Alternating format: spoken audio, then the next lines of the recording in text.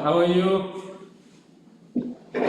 I'm fine. Good to How are you, hear. brother? Alhamdulillah, we are okay. We are together with our postgraduate students here. They are from China, from Iraq, also from Yogyakarta. Mas Hanif, I know. What is the name? I forgot the name. Imam Muhtadi. Ya, Murtadi. Sorry, Murtadi. Halo, Salam, Murtadi. Dr. Ali. Apa kabar? Baik. Muhtadi has passed his Viva. Okay, Dr. Murtadi, I have to call him Dr. Murtadi. With a scale of 2 and also recommended for best thesis. Okay, congratulations. Thank you. Congratulations. Thank you. Now, every one of you call Murtadi your Ta Sesiong, right? Yeah. Ta Sesiong is, Jimmy, come, welcome home. 怎么讲？ Welcome home to Malaysia. Selamat pulang ke tanah air. Welcome it. Thank you. What do you say? Welcome. 欢迎欢迎回家。欢迎回家。欢迎 welcome back。回家乡。对。欢迎回家。欢迎 Jimmy。So everyone， 你们的比较大的师兄Dr. Ali, 大师兄 means Big brother. The first abang, kakak seperguruan, kakak seperguruan, 大师兄. Dr. Ali there, Prof. Madia Dr. Ali is your ta师兄. So he graduated from Sempris also, right? Many years ago. Okay, yeah. hello. So and yeah, he was here. Nice to meet you all. Yeah. So 什么大大的？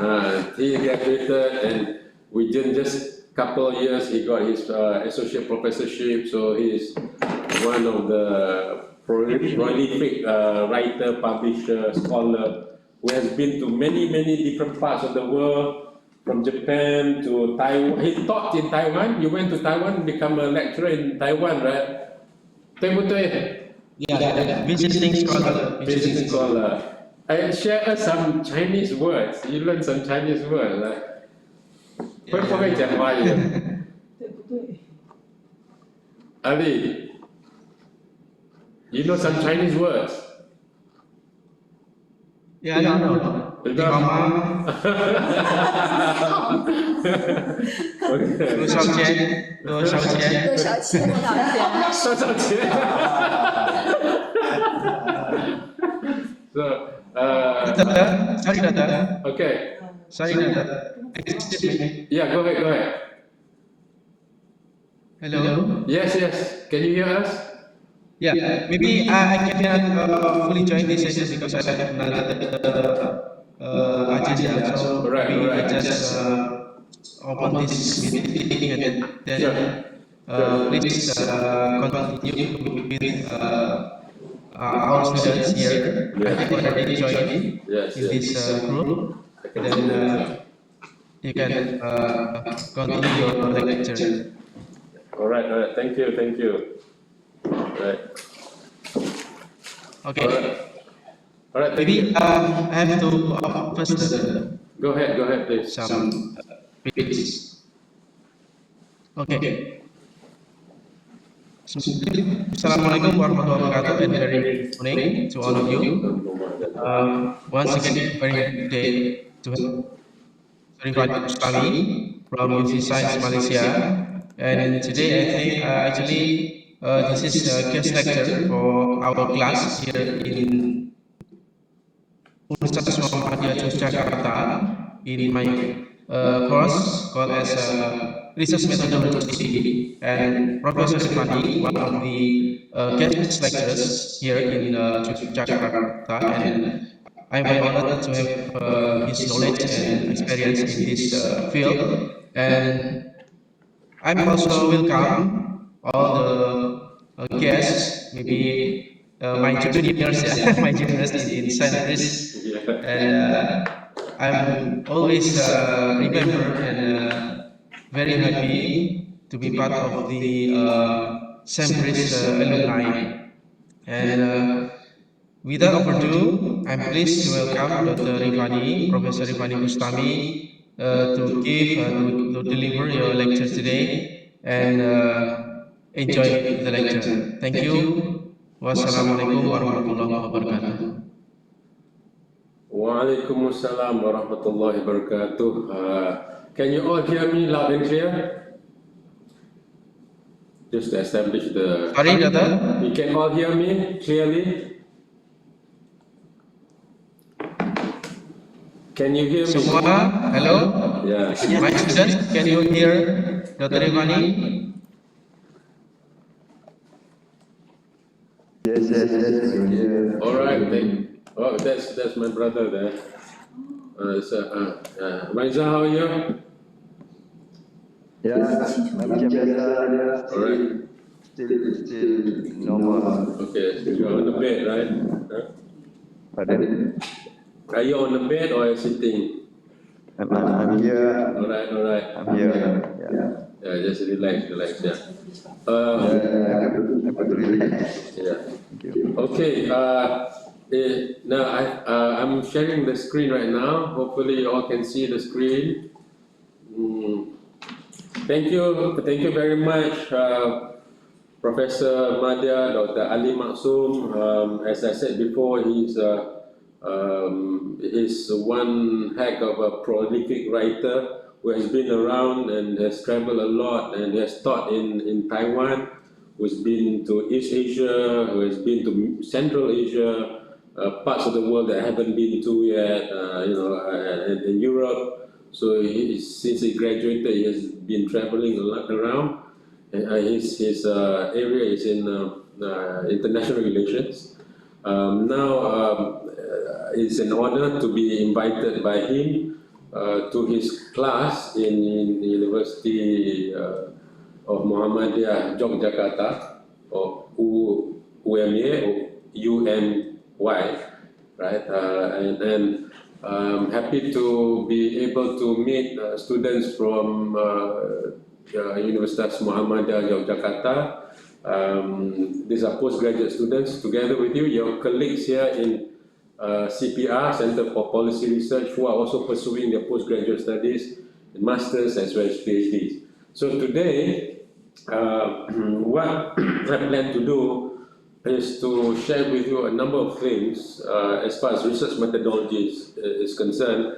Number one is to go and examine two research strategies and philosophies.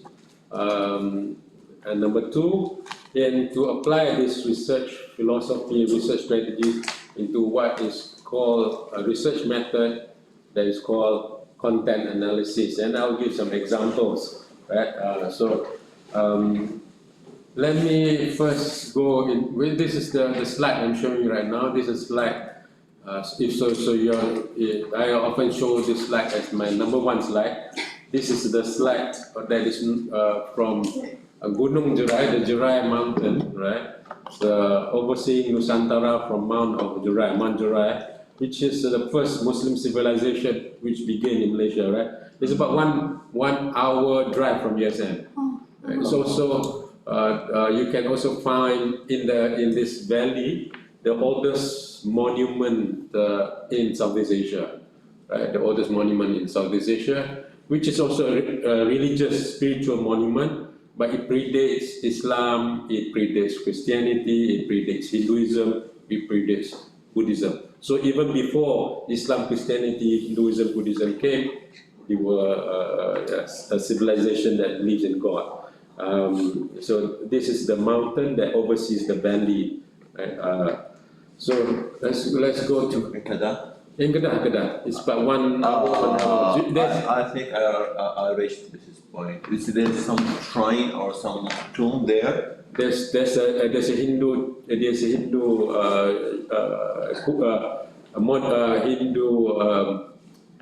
what is it called remnants of the past. Right. Yeah, because But on top of that, you can go for a resort. There's a resort there. There's a mountain resort. Yeah, There's a because I mountain saw resort. some people they read Quran. They are Oh, top of the okay. mountain. On top of the mountain, Maybe yeah, yes yeah. or not, but no. Yeah, Okay. that's very hard to work out. So let's go to the next slide. So here, let's explore. It'll take a while before you get it here. Alright, research methodology. Right, and this is the second slide I usually show when I talk about research methodology. The question I ask, why research, why methodology, yeah? And the answer is, can be many different perspectives, right, to the answer of why research or why methodology. Basically to discover, to develop, to test knowledge, or to discover, to develop, to test the truth, right? To find out, what the truth is, to discover new knowledge, to advance knowledge. But why? Why is that truth? Or are you seeking the truth, right? But the question is the truth out there, right? Is the truth out there? Or is the truth in there, out there, or in here, in ourselves? Or is the truth out there, or only God knows, only what Chinese call it what? Only, we have this saying, I remember, in the Chinese Kung Fu, 天下人管天下事. Right. The people underneath the heavens take care of the people of the issues underneath the heaven. So the truth is only the heavens know what the truth is, right? So is the truth out there, or is the truth in here, or is the truth up there? Meaning, the haqiqah, something like that. Or are there many truths? Right? Are there many truths? Right? There's the Arab truth, the Chinese truth, the Nusantara truth. There's a Javanese truth, right? Or also there's the truth of the youth, the truth of the elderly. Different people see truth differently, right? Or can we know the truth, right? So this is all philosophical questions underlying research methodology. That's why before we enter methods and methodology, we should understand the philosophy behind it, the strategy moving towards that philosophy, right? Otherwise, we'll be seeking a destination, a goal, an objective, right? Research objective, right? That is unattainable, or you want this objective, some other people want a different objective. So you want to have clarity of our objective. Why are we doing this, right? By the way, this is a picture. Just now I was showing you the Mount Jorai. This is Mount Bromo. Mutadi have been to Mount Bromo, right? Yeah. See, people say you've been to. If you haven't been to Mount Bromo, you haven't been to Indonesia yet. I have been there. You haven't been to Mount Bromo yet. You are not in Indonesia. You haven't been. No, I'm not Indonesian. Yeah, Mas Hanif here from Yogyakarta hasn't been to Indonesia because I've been to Mount Bromo. Just like in China, you say, if you haven't been to Wan Li Changcheng, 长城 yes. 不到长城非好汉，不到长城，非好汉。非好汉. Oh, it's not the hero. It's not. Yeah. Right. Not the hero, not the man, not the hero. But I've been there. I climbed the highest one, Highest one? Yeah. 花玉关 The 吗 Great Wall. Great Wall. The Great Wall, China. There were about 30 or 40 of us. Yes. Like climbing, and then some drop out, and then they just take pictures and then keep on climbing. So the last remaining were 6 of us on top of that. So, and I'm the oldest or the second oldest, whatever that. In the Great Wall of China. Yes. So this is, we learn methodology, we learn about social sciences.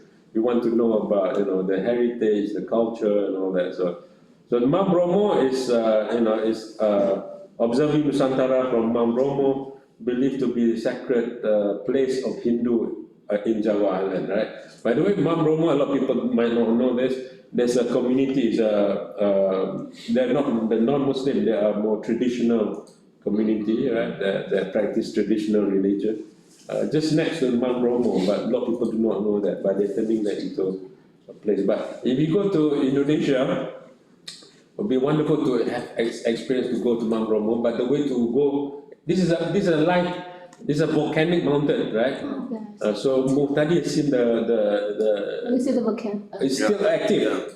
Still active. Still active, Is it so Muhtadi have dangerous? gone up then. So the idea is to go at night, right, at 12 o'clock. Yeah. So you go up to 3, and it will take about 3 hours or so, Sunrise. and see the sunrise there. Oh, that must be beautiful. Yeah, So beautiful. yeah, But that's the sunrise.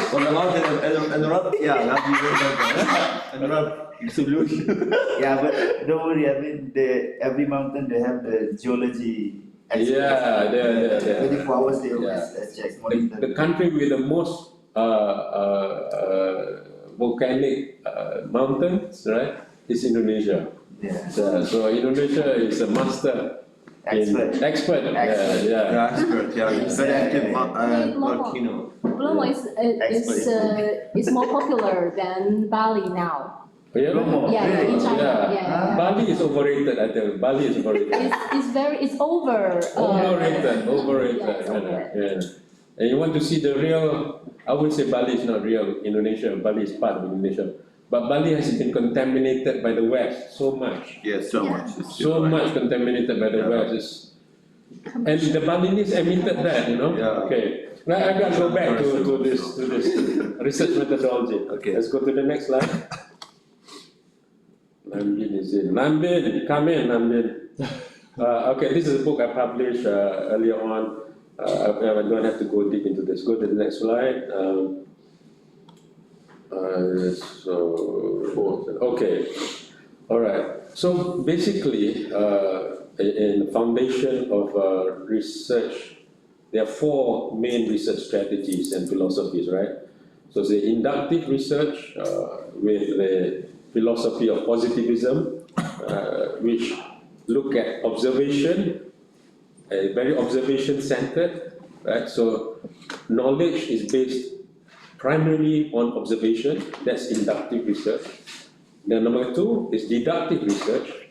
The philosophy behind it is critical rationalism. Okay. The philosophy behind it is critical rationalism. And it is logic-centered. So inductive is observation-centered, right? Meaning you develop knowledge based on observation.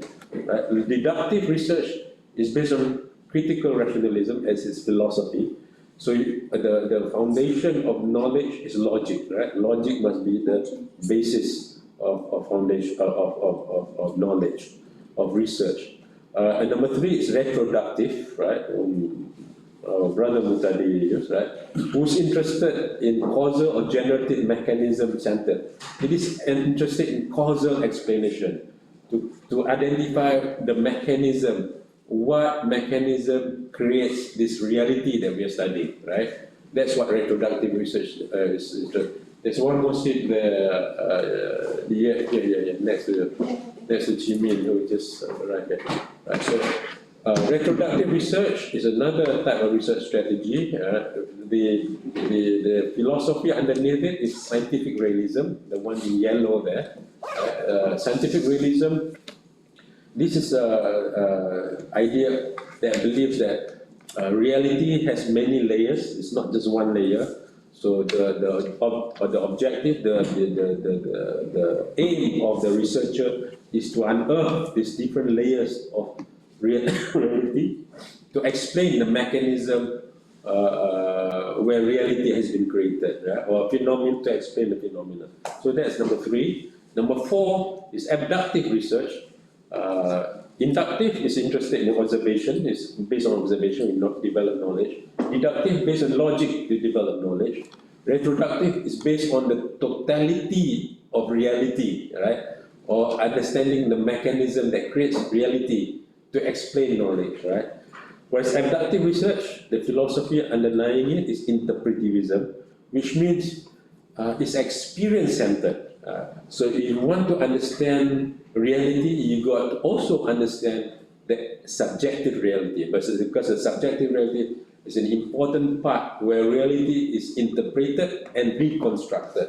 So if you do not understand the experience, you do not understand the subjective reality, we are not understanding the reality. So if we think that we ourselves can interpret reality, well, that's just one part of reality, but you're not capturing the reality based on the social actors' point of view. So you're not capturing the social actors' reality. So abductive research, based on the word abductive or abduct, to kidnap, right, culik in bahasa, right, is to capture the minds, the eyes of the social actors and see the world from the social actors' point of view. Therefore, you see social reality as seen, as experienced by the social actors. So you see reality from the truth of the social actors. So you can see the truth differently, right? So inductive, maybe they say the truth is out there. You got to go and see the truth, observe, right, and see the truth, right? Deductive research, well, can we really know the truth? Right? Is there logic to understand the truth? We can only come closer and closer to the truth, right? There's no logic to find the ultimate truth, so to say, right? Retroductive say, well, for us to understand the truth, we got to really look at the totality of truth, right? Not just one aspect of truth, not just observe and make a conclusion, to find out the truth behind the truth, right? So to construct the different layers of truth, to explain the totality of truth, right? Whether abductive research, well, there are many truths, right? This is what you think is the truth, but it's not the experience of the migrant workers' truth is different. So the social reality of the migrants is different. Social reality of the students are different. The social reality of the parents are different. The social reality of the workers are different. Social reality of the netizens are different, right? So we want to see the truth, not just for the sake of us finding out what we are interested in, what truth are we interested in, but what the truth that is experienced by the different social groups. So we see the different research strategies with their different philosophies, right? So in many research methodology lectures or classes, seldom we look deep into these research strategies and philosophies. But I want to share with you this understanding, this perspective, so that we go in as a scholar, as a researcher, as a student, as a teacher or instructor, lecturer, we go in with a deeper and wider, a more comprehensive understanding of research methodology. By the way, this is Mount Kinabalu, another way of, is the highest peak in Malaysia, located in Sabah, which is the East Malaysia, right? Which is closer to Kalimantan, right? Closer to IKN. Don't lie, don't lie. Possibly the new capital city of Indonesia, right? So it's not too far away. But this is another experience if you want to climb Mount Kinabalu. You got to go very early in the morning, and you got to come down before nightfall, right? Right. No, it takes more than 2 days, Professor. Oh, 2 days. You been there? No, not yet. No, yeah, okay.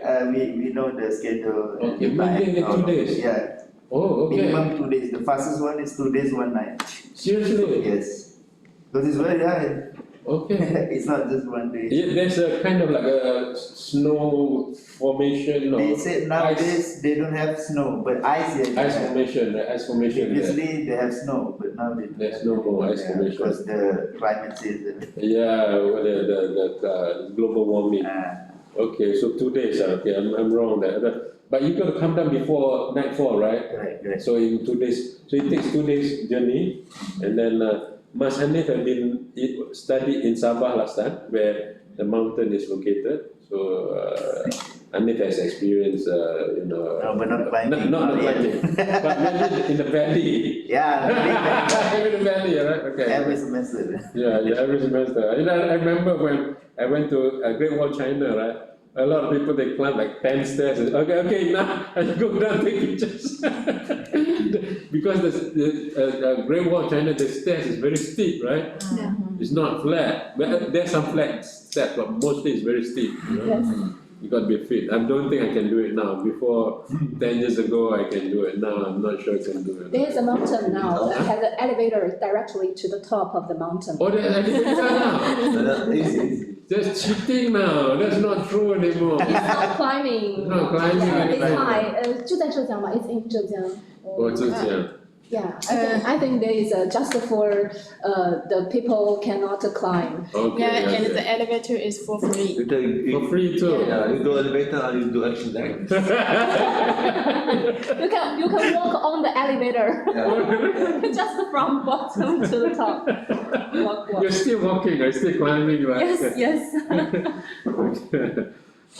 All right. So this is the picture here. Okay, so now let's move to the next slide. So then I'm introducing different mountains to look at. Nusantara. So there's the Can we get- Mount Jura. Okay. Okay, we start with the first symbol. Sherlock Holmes. Huh? Sherlock Holmes. Sherlock Holmes, right? Sherlock Holmes. So the first research strategy is the inductive research strategy. But this is the story of inductive research strategy. The big emphasis is on the O, right? It's also positivism, the big O. This is Sherlock Holmes, right? Sherlock Holmes. Yeah. I think there should be S after Sherlock. I'm not sure how to spell it, right? Sherlock Holmes. So just like Sherlock Holmes, he's interested in evidence, right? Interested in evidence. Interested in the data, evidence, right? Have you watched this TV series CSI? Yes. Okay.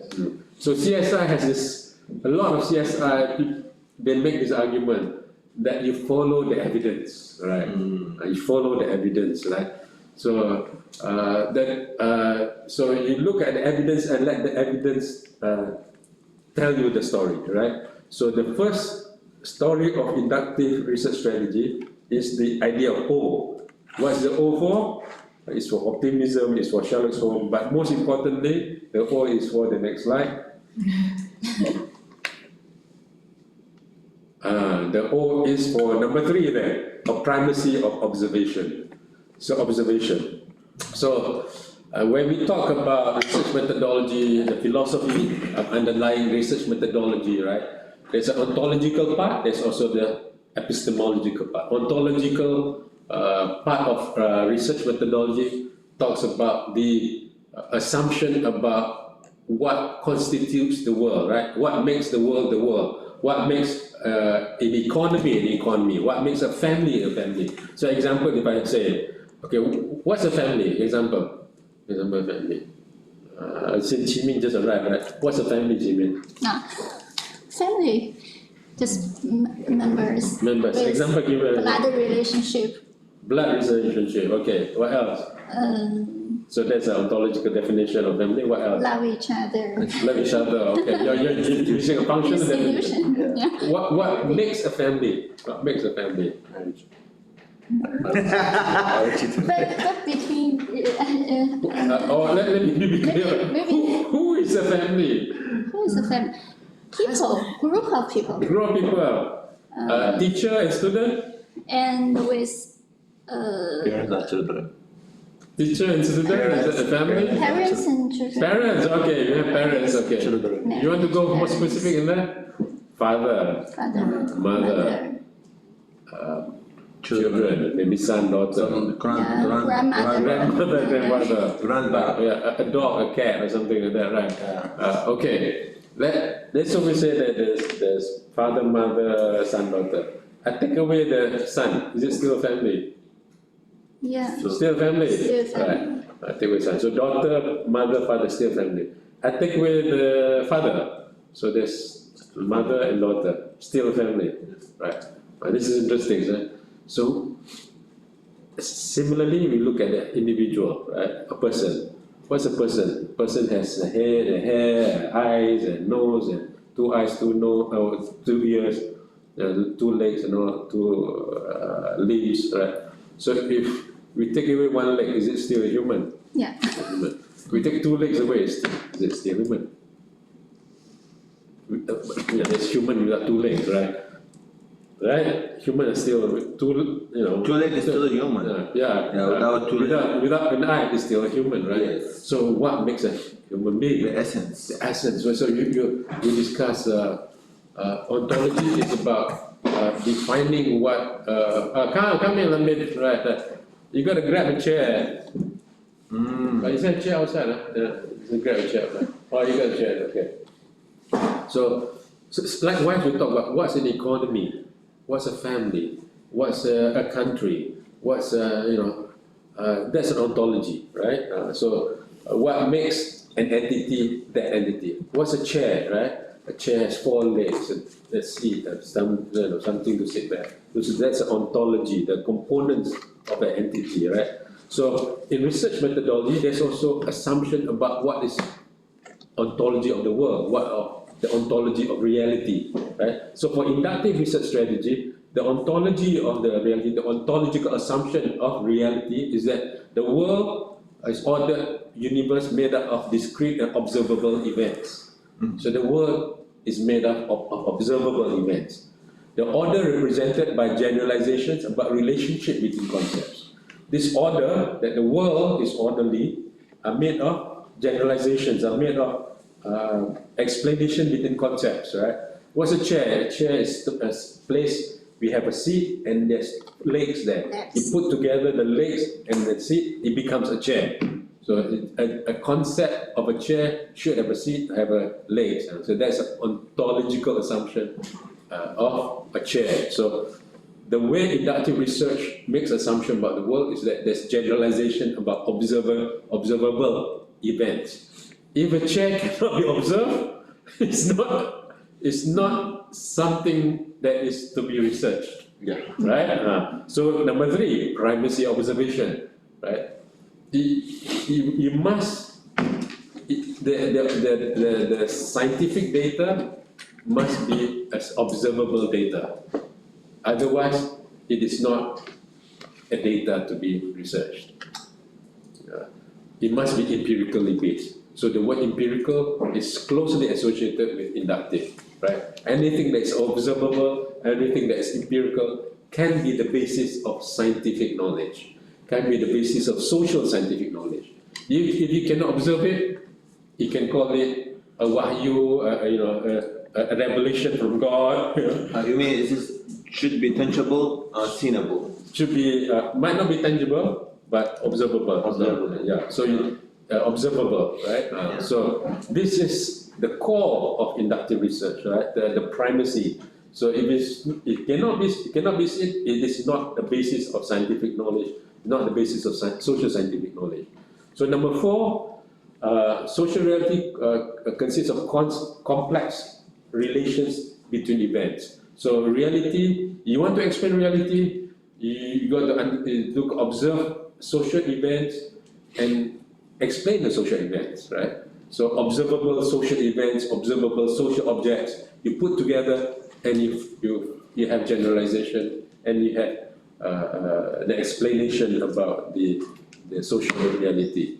Number 5, because of this assumption, right? Causes of human behaviors are external to the individual. So the idea of externality, right? The idea of the causes of human being cannot be inside, that cannot be seen. It must be outside, that can be seen, right? If it's inside, that cannot be seen, right? Because why is it like that? Because God wants you to do it, I cannot see God, how can I explain it, right? So God is not a scientific concept. God is a theological concept, religious concept, but not a scientific concept. Why is this do this? Because there's a ghost wandering around scaring me. I hear knocking at my door, but I open the door, I see no one. Therefore, it's a ghost out there, right? I can hear the knocking. The knocking is a scientific data, but the ghost is not the scientific data. The spirit is not the scientific data, right? So, so inductive research is about observation and making the observation the primary of the whole knowledge construction, right? So that's ontological assumption. Let's move to the next one. I also put the Bahasa version on the left and right. Epistemological. Epistemology is about knowing what we want to know, right? It's the idea of how do we know what we want to know, right? So like just now we were like now and this is in my lecture, so talk about this. How do I know that Hanif ate the apple? Right? How do I know that? All right. Example. How do I know that? How do I know? Action. Event. Event. Yeah. How do I know? You see. I see, right? I see Hanif ate apple. Therefore, yes, Hanif ate apple, right? Well, that is one way to know, right? That's epistemology. But there are other ways to know, right? What other ways to know? So epistemology, which this is the study of epistemology. Other ways to know is, well, there are 3 persons sitting in the room, right? I did not eat the apple. Murtadi did not eat the apple. So the only explanation, right, is Hanif who ate the apple, right? There's one hypothesis. Hypothesis 1, I ate the apple. Hypothesis 2, Murtadi ate the apple. Hypothesis 3, Hanif ate the apple. If I can reject the hypothesis that I ate the apple because I'm outside at that time, I can reject the second hypothesis, Murtadi ate the apple because Murtadi was eating kebab in this restaurant. So the only explanation, no matter how improbable, is the answer, right? So the answer is Hanif ate the apple, right? So based on logic, see? So we can use logic to get, right? So we do not need to have observation, we can have logic to get to the answer. So that's epistemology. So now it's the epistemological assumption. The epistemological assumption of research, of inductive research, is that knowledge produced through the use of human senses. Human senses meaning through the sight or smell or sound or touch or taste, right? So human must be able to taste it, human must be able to, it must be empirical. So knowledge produced through the use of human senses. I know Hanif ate the apple because I see Hanif ate the apple, right? Or the evidence in his mouth, the apples between his teeth, right? So, I know Hanif ate the apple, right? So this is true observation, okay? So number 2, concepts and generalization describe reality. From the concept, we put together the concept, we arrive at a generalization, and we describe reality. So we can understand reality based on the concepts that reflect the observation, right? I say, well, those who wear red are brave people. Right? Those who wear red color are brave people. So I collect sample of 10 or 20, 30, 100, 1,000. I say, red, people wearing red, and are they willing to jump 5 meters or 3 meters? I can test it, right? So I can say, oh, people who wear red have this behavior. People who wear green have this behavior. So I put the different concepts together, different variables together, remember? Right? So I can have independent variable, the bravery, and I can have independent variable, right? So putting concepts together based on observation, I can understand the reality. And put more and more concepts together, we can arrive at generalization, right? So number 3, objectivity, right? Another O, remember this is about O, observation, objectivity, right? The idea of positivism, objective observation procedures. So the idea is that when we collect data, we should not have biases when we collect data, because if we have biases, we will only collect data that we think is relevant instead of letting the data tell us what the truth is, tell us what the the reality is, right? So just like CSI, the crime scene investigator, you collect all the data, the blood, the dust, whatever, the broken window, what time was the door was broken, was there key there, the arrangement of the chairs, the blood splatter, how how the blood, then somebody get killed and the different droplets of the blood, the types of blood, right? So all these are relevant data. So you don't go in with, oh, I think it's the wife that killed the husband, right? So let me investigate the wife. So I investigate only the data related to the wife. Oh, no, it's the wife who killed the grandma. It's the husband who killed the grandma. So I have a theory, I go and collect data based on my theory alone. So my observation is no longer objective, it's subjective. So that is not the epistemology of inductive research. Inductive research is to go in with a clean slate, with nothing in your mind, and go in, collect all data, right, and then construct an understanding based on that data, based on that observation of the data, right? And number 4, recorded regularities become theoretical statements about pattern of reality.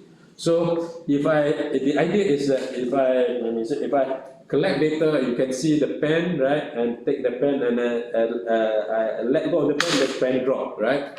I keep on doing this, the pen keep on dropping, keep on dropping, right? So I establish observation here, right, in Penang, Malaysia. I go to Kuala Lumpur, the pen keeps on dropping. I go to Shanghai, it's also like that. I go to Yogyakarta, the pen keeps on dropping too, right? So eventually, this repeated observation, right, the repeated data becomes a regularity, right?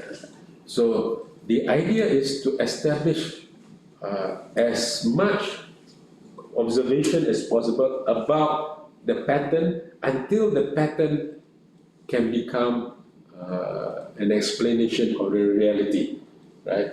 It's become almost like truth, almost like gravity, almost like a law. So we call it the law of gravity, right? The law, 万体有力, 万体有力, 万有引力，万有引力, not 万体有引力. 万有引力。 Okay. All matters have gravity, right? Yeah. Practice with that. One 有引力 is gravity, okay. So when you establish, it becomes a law. So these are what the positivists are interested in, right? So if you look at the idea of let me get this right. Okay. The idea of epistemology underlying of inductive research is to establish a type of knowledge to understand the universe.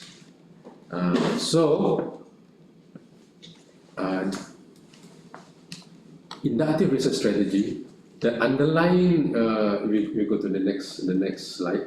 The underlying philosophy is positivism, right? So what does positivism mean?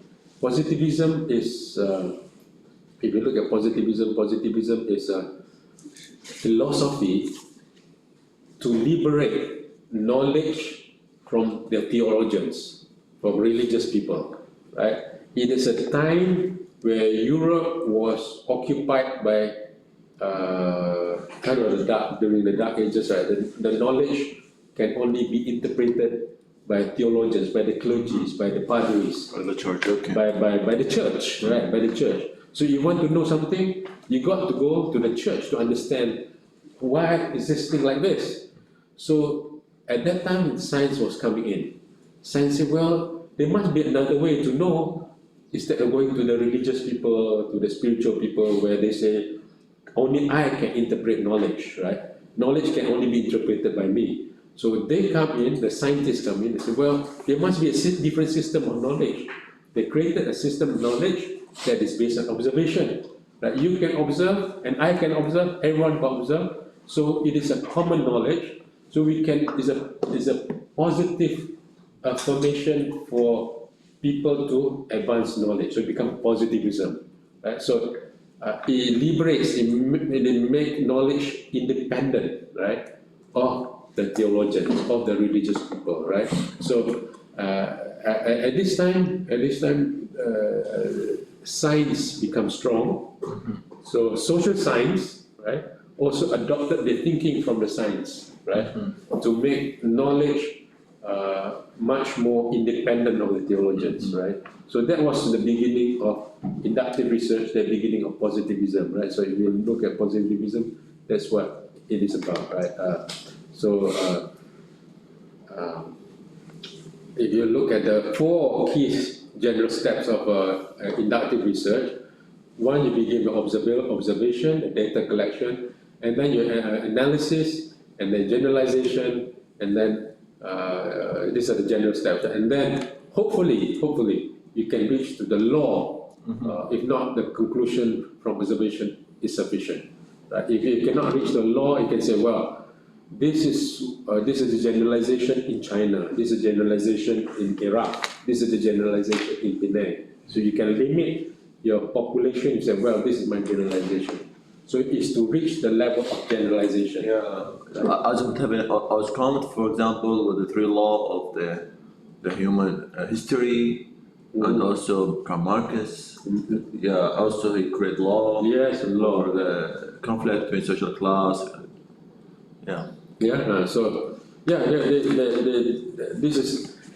is the idea of understanding not just minor temporary thing, but to understand more major and broader thing, right? Eventually universal, right? So Universal, yes. Universal. So let's go to the next slide, okay? As we want to understand inductive research strategy right now. So the essence of research, inductive research is, number 1, objective knowledge. Knowledge must be objective, not subjective, right? Not based on my subjective interpretation. I see red, so red means bravery. Red means blood. No, red is red. There's no interpretation to red. Red is red, right? But you can see whether red leads to bravery or not. We can see that. Bravery, what's bravery? They're willing to fight for the country, willing to defend the family. That is a behavior. We can measure that behavior. We can observe that behavior. But we cannot say red is bravery. We cannot interpret that. You can, but it's not a scientific interpretation. There is no scientific data that says that. So number 2, data collection. Number 3, data analysis. From the analysis, you create pattern explanation. There's an explanation to the data analysis. People who wear red is like this, people who wear green is like this. Women are like this, men are like this, young people are like this, old people are like this, urban people are like this. So when you collect a lot of data, you can come up with generalizations. But ultimately, they're interested is number 6, that is the laws of reality, right? And just like the law of supply and demand, like in economics, or law of gravity. Right? So eventually, we can possibly understand the universe and to know God's thoughts. Understand that at that time in Europe, the scientists are not atheists. They are Christians as well, right? So they are also believers of God, but they want to have a different system of knowledge to know God's thoughts, to know knowledge. So they have created a different system of knowledge, which is science, to know God's thoughts, the laws of governing economics, the laws governing politics, the laws governing family, the laws governing whatever you want to say, right? So this is the whole idea of inductive research, right? So this is, we end with the first one. I'm going to drink a cup of tea. Right? You are ready for the next story? Yeah, but I have questions, Doctor. Yeah. So, how can I know this is social phenomena or social problem need the inductive research strategy, not abductive or not retroductive? How can I observe this? Understand me? Repeat that. Okay. How can I apply the inductive research strategy in certain social phenomena or certain social problem? How can I know this is social problem? Can I do research in inductive? Yeah, that's a very important question. By the way, if you all want to have tea, go and have yourself an electric kettle out there and then make your tea. Yeah. It depends on your destination and your compass. Depends on research question. Right. Go back to research question again. So it depends on research questions. But then again, some research questions can be answered deductively, can also be answered inductively, can also be answered retroductively, can also be answered abductively, right? So this is where the debate is. What research strategy is most suited to answer your research, right? So if you're interested in something that is, of course, it's a debate, right? It's a philosophical debate, right? That's not too deep, right? It's not too deep. It's not like the one you're doing retroductive research, right? Not too deep. Inductive research will be good. If you want to interested to know the variables, the dependent variables, independent variables, the intervening variables, and construct a model to explain reality based on variables, inductive research you can go with inductive research. You can even go with deductive research, right, to use, right? So so that would be one way to answer the question. But many times the same research questions can be answered in many different research. Yes. So it also depends on how you want to be able to defend your case, right? And there's weaknesses and strengths in each research strategy and philosophy too, right? And which we will criticize. The deductive, this is the guy just now was Sherlock Holmes. This is Thor, right? Thor is holding something there, so he's ready to hit something, beat up something, right? So Thor will criticize inductive research, which I will come to that in a moment. But the way I will answer your question is that there are many ways to answer a research question. Usually, right? Depending on how the research questions are being phrased, right? The more specific the research question, as far as methodologically framing is concerned, right? For instance, what are the factors that affect consumption, food consumption, for instance? You start using the word variables. Inductive research, deductive research tend to be closer to that possible answer. Factors, right? Okay. So these are leaning towards that, right? But can retroductive answer that? Retroductive can also answer that, but you go deeper to answer that, right? It's different. So is this depend on the also literature review? For example, if I didn't find theory to explain my social phenomenon or social problem, it doesn't mean I can go to inductive. This and go inductive or inductive. Or something that has not been explained before. yes. Something that has not been explained before. Yes, inductive will be good to use. Abductive will be good to use as well. I mean, I can use retroductive to explain it too. Can deductive be explained? Something that is not being explained. We will talk about that in a minute. But inductive is a way to explain what has not been explained before. Inductive will be good because inductive leads to theory building. Remember, laws are actually theories. Yes. Right? Their laws are theory. They are not testing theory. They are theory building. It's about theorizing. So theorizing about the factors influencing the family, theorizing the factors. That will be inductive research, right? So it depends. Again, it depends on your research question and how general, how specific your research questions are. And So that means the classical sociology is start with the inductive. Classical sociology. yes and no. Many are reproductive, I would argue. Marx is reproductive. Okay. Durkheim is reproductive because they are going to the core. They go to the causal mechanism. They go to. Okay. I mean, Durkheim would argue is the value system, right? Yeah. The Protestant ethics and the spirit of capitalism. Mhm. That is very much a causal explanation to why. Max Weber. That's Max Weber, sorry, yes. Right, so we are talking about that. Maybe Karl Marx, he talk about infrastructure and The superstructure and Infrastructure. base and superstructure. Yeah. That's also reproductive, right? You can see that, right? Yeah. Right. So the deep thinkers tend to be reproductive, right? So all deep thinkers, the deep theories tend to be reproductive, tend to be not all. Right. This is a good question. That's actually an important scholar question to ask. Right?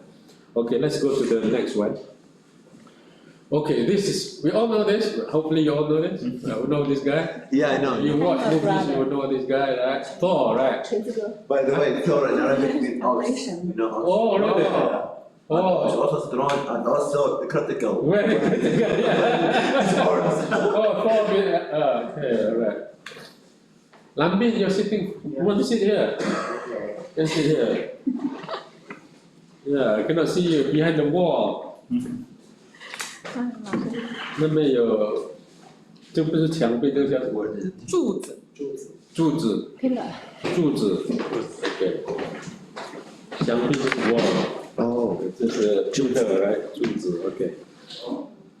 So when I captured this guy. This is not Sherlock Holmes. Sherlock Holmes was interested in evidence, right? Thor, he has this thing, right? The thing that he holds, right? It is the hammer, right? It's not hammer, and the name is because if you check hammer of Thor, something else comes out, right? You don't want to see, you don't want to Google hammer of Thor. The hammer of Thor means something else. Right? The Mjolnir, right? He's holding on to the Mjolnir. That thing he's holding on to. So this is the story of the deductive research strategy.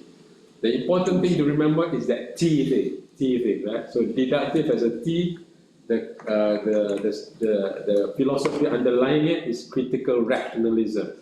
So critical rationalism. So it's not just rational; it's also critical. So the big thing is about the T. About the Mjolnir, the thing the hammer there. So let's go to the next one. So the next one, deductive research. So deductive research has the same ontological assumptions about the world like inductive research does. Whatever inductive research believes about the ontology of the world, deductive research more or less have the same understanding that the world is also orderly and observable. Social reality can be explained by causal relations between events is the same as deductive research. The difference is in the epistemology. Can we go to the epistemology? All right. So the point here, let me make an argument first. Right? If I collect data using inductive research, right? Inductive research, observation. I collect data. I take a horse. Observe a horse. A horse has 4 legs. I collect data, 100 data. All 100 data, the horses have 4 legs. 1,000 data, all have 4 legs too. Can I make generalization that all horses have 4 legs? The answer is no, right? Because not all horses have 4 legs. Because we have not exhausted all the observation. So based on observation, you cannot arrive to the truth. You can only come closer and closer to the truth, right? So knowledge produced through observations are dependent on theory. Why? Observation is not king. Right? Why? Because we can only observe based on the lenses we have, based on the language we have. Right? If we do not have the language to see, to observe the concept, we cannot see the concept. Right? What does this mean? Right? Okay. So research is point number 2. Researchers can only observe based on the language, the concept, the lenses that they have. Right? So if I see You see the different colors there, right? There's blue, there's green, but then there's some color that's not quite blue and green, right? Yeah, between. In between, right? So if the only color you have is green and blue, you will only see green and blue, and you can only record green and blue. You cannot see a color in between green and blue, which is turquoise. Right? Turquoise is the color between green and blue. And if you, so you can only see, you can only write down, can only observe based on the language you have, right? And because of the language you have, because the theory about colors is limited, then your observation is also limited. So your observation is not reliable to build knowledge, right? I mean, see, if you, for a long time, the word sexual harassment did not exist. Sexual harassment existed only in this century, not in this century, last century, last century in the 50s and 60s, right? So, but the behavior of sexual harassment has been there, right? But the behavior is not captured by the word, right? Or for instance, marital rape. What's marital rape? Rape that exists within marriage. Right, right. So how could that be possible, right? But they exist. The concept exists. Yeah. Only it's been reported when the concept exists. So that when the law doesn't have that concept, the law can capture that phenomenon, right? What else? Economic terrorism. Right? We know terrorism, right? But how about economic terrorism? Use economy as a form to terrorize people. Right? When we use the word, then we can see the behaviors, right? So when US say, I'm going to give you sanction, right? Unless you do this, that's economic terrorism. What does it consist of? It's sanction, it's law, it's tariffs. You can put together the behavior and say, this is economic terrorism. We can say sexual harassment. What is sexual harassment? The sexual harassment is this behavior plus this behavior plus this behavior plus this behavior. So when you construct the lenses to observe, then only you can observe. When you construct the concept to observe, then only you can observe. So if I say I want to study the tree, right? How do you study the tree? Well, I can look at the leaves, I can look at the trunk of the tree, I can look at the roots, I can look at the branches. Is that all? Or we can study much more differently. If I have microscope, I can see deeper, right? So we are not only limited by our concept, we also are limited by the lenses and our tools. So the tools, the concepts, the language, all of this, right, are limitation to observation. Therefore, is a limitation to knowledge. So to depend on observation to advance knowledge is a weak approach, is a false approach. So we cannot use observation to build knowledge, to advance knowledge, right? So number 3, all knowledge is tentative and subject to ongoing critical evaluation. So what does it mean? This is where the toy is at. So we can say, well, all horses have 4 legs in Penang. Right? That's probably true, okay? But we cannot say all horses have 4 legs at Penang to be true. It's only true today. We do not know about tomorrow. We do not know whether there's a horse coming from Kedah to Penang, right? From south to Penang, so it's only tentatively true, right? Temporarily true, right? Meaning it's only true for the meantime. At this moment. At this moment, for this context, right? So it must go through critical evaluation. That's where the hammer comes in, the millionaire come in. So the whole idea of knowledge, whole idea of research is to test knowledge, is to test theory, to make sure that the theory, the concepts, the lenses are strong enough that we keep on observing reality and come closer and closer to the truth. So under deductive research under critical rationalism, right? Oh, thank you, you're so good. You're so kind. Housing ya hao pao. In Javanese I just learned bicik ketitik olo potoro. That's what it means. Betul lah orang-orang Jawa di sini lah. Is that Javanese you can correct me? Right? Bicik ketitik olo potoro. Potoro. Yes. Which means in hadith has this. The smallest if you do an atom of good deeds, you'll be rewarded good. If you do an atom of bad deeds, you'll be rewarded. You'll be punished for the bad deeds. Yeah. No matter how small. And that's Prophet Muhammad said that. Yeah. Right? And we have also like proverb. We say "Kabir al-qawm khadimahum," mean the oldest one in the group or the tribe is serve them. He served them. Oh. He be the server. Okay. You understand me? So the old serve the young. The oldest one, yeah. Okay. But then you're serving This is a good example for how the people choose the leader of tribe. the leader of the Serve tribe. them. Yes. Okay, good. Thank you. Arabic, I have to learn Arabic. That's the bad thing about, I don't know, where I learn Quran, right? We never learn Arabic, we learn how to recite Quran, we don't learn the meaning, the Arabic meaning. Anyway, coming back to this one, so the task of a researcher is to advance knowledge by testing knowledge. So we come up with hypothesis, when we test hypothesis, reject hypothesis, right? So that's the task. It's not necessarily to, you can see here, you can see here.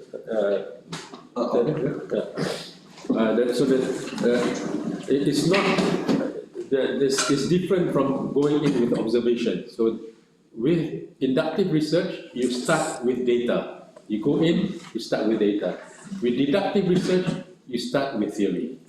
Right? So we can go in with multiple theories. Hanif ate the apple, London ate the apple, I ate the apple. We see which one is the can be rejected, and whatever remaining come close to the truth, right?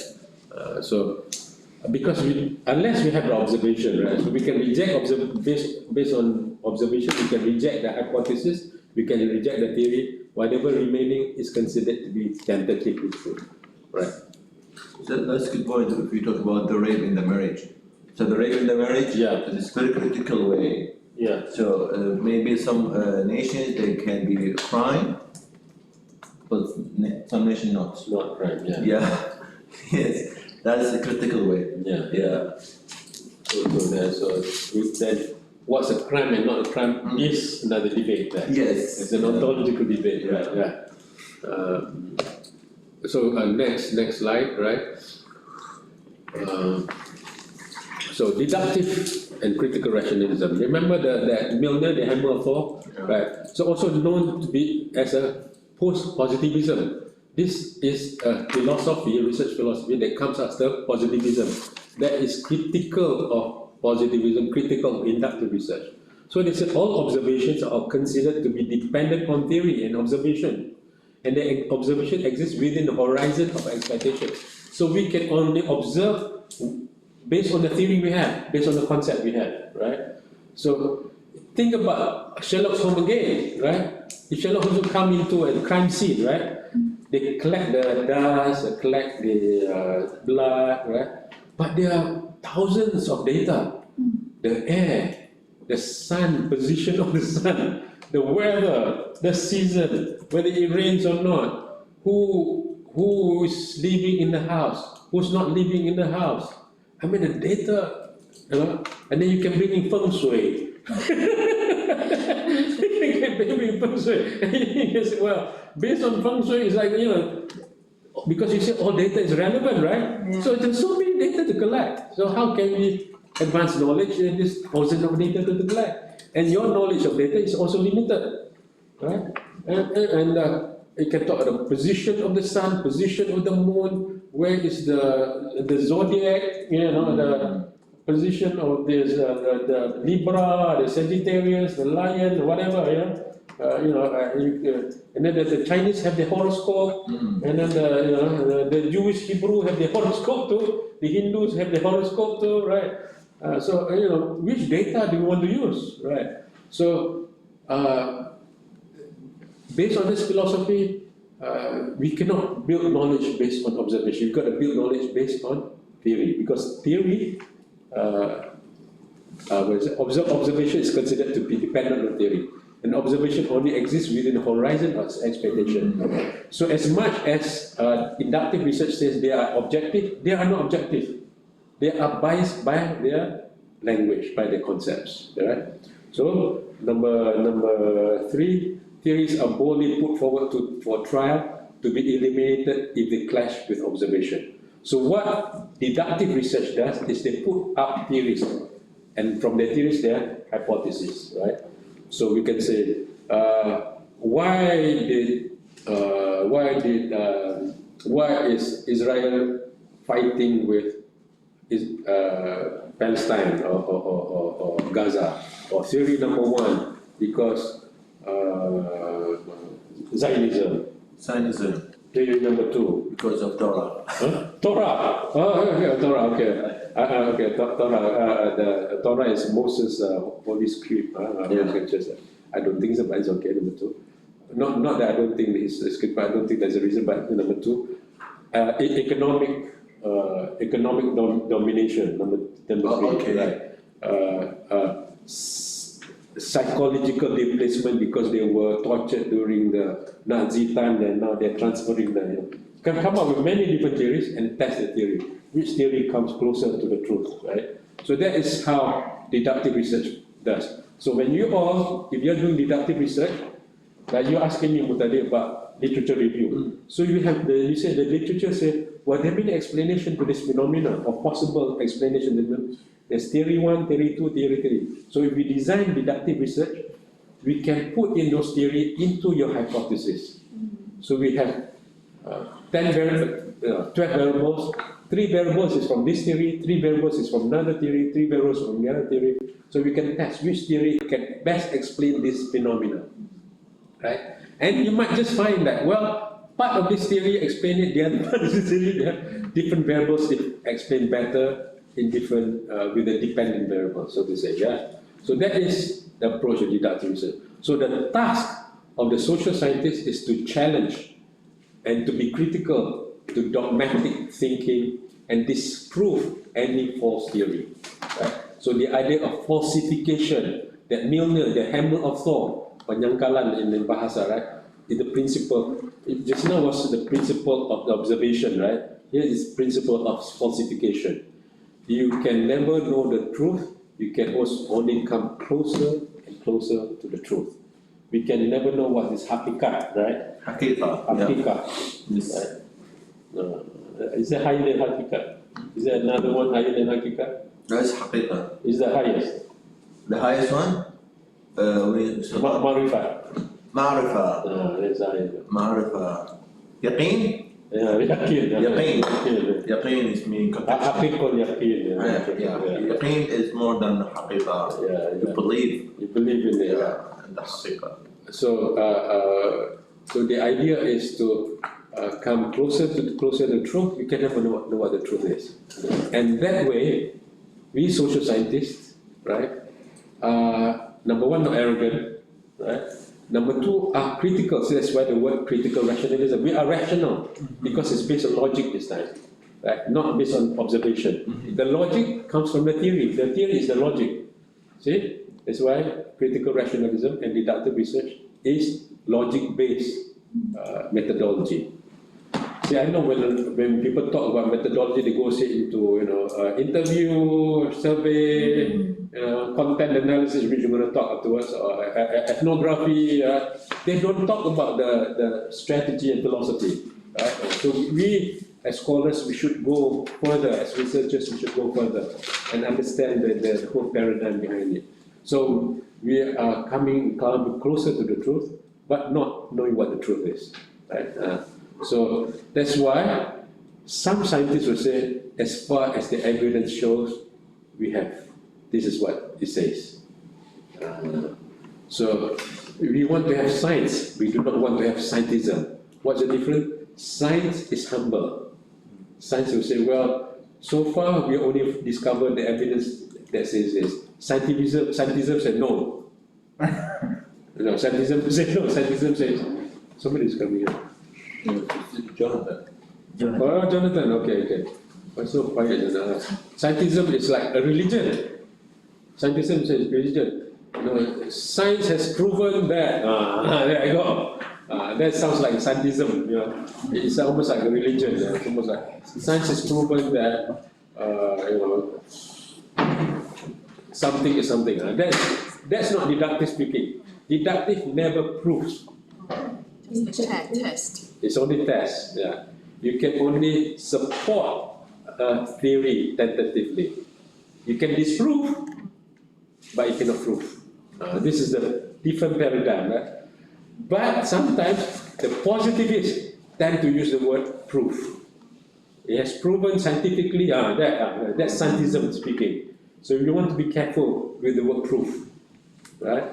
And with my students, for you all, especially in the Bible, avoid using the word proof. Sorry. Okay. I thought somebody is talking to me. Check it. You want to check the pronunciation. Okay, right, this program. Now, for thesis writing, disproving is actually a powerful way to construct your thesis strategy, because disproving is easy, not easy, but you all need to show is to show an evidence that disproves the theory, enough evidence to disprove the theory, and then you just test whether it can break or not. Once it's broken, you reject the theory, right? So that's the idea. Okay, let's look at the next slide. The next slide.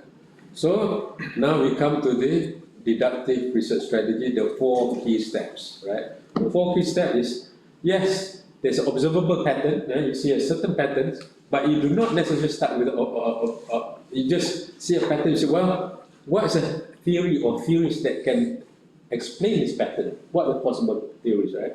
You say there's theory 1, theory 2, or just take one theory, it's fine. From the theory, you come up with hypotheses or propositions. Maybe there are variables to explain this phenomenon based on this theory, but there are 2 theories that can explain. We can put them together, these 2 theories. Or you want to say, well, I have come up with a model to explain this phenomenon based on 3 theories, right? You can also do that, right? 3 theories you put together, and you want to come up with a model to explain the phenomenon. But it's based on 3 theories plus your own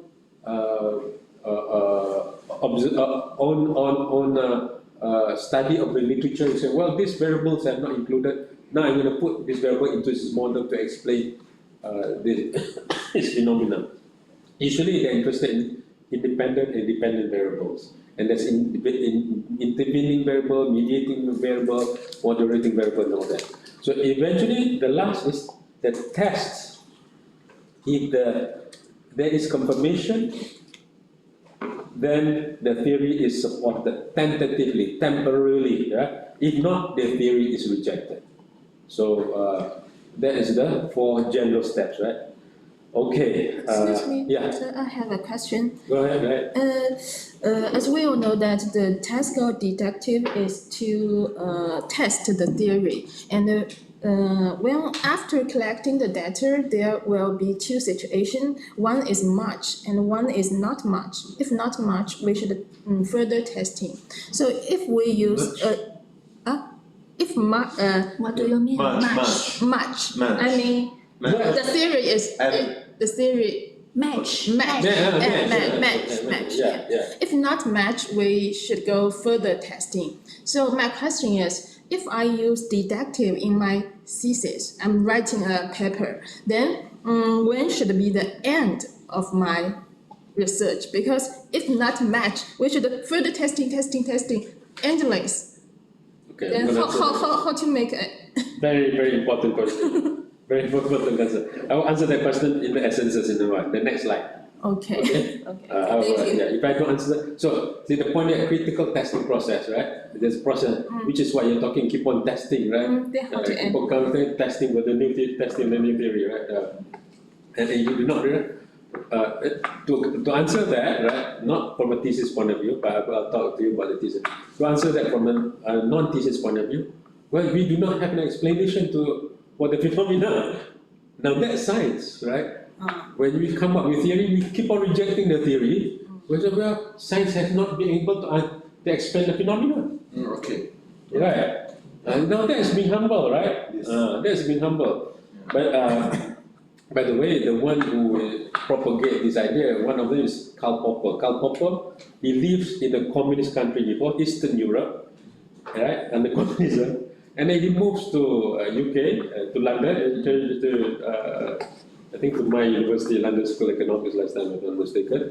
And he saw capitalism at work. Yes. So he saw how bad communism is. He also see how bad capitalism is. So he said, what happened is the social scientists, the scholars, the scientists, all influenced by this orthodoxy, the ideological orthodoxy, right? So under communism, they believe all the theories of communism. This one, they all believe all the theories of capitalism. Whereas as scholars, we should be challenging this theory. So Karl Popper said we should be critical, right? But critically rational, right?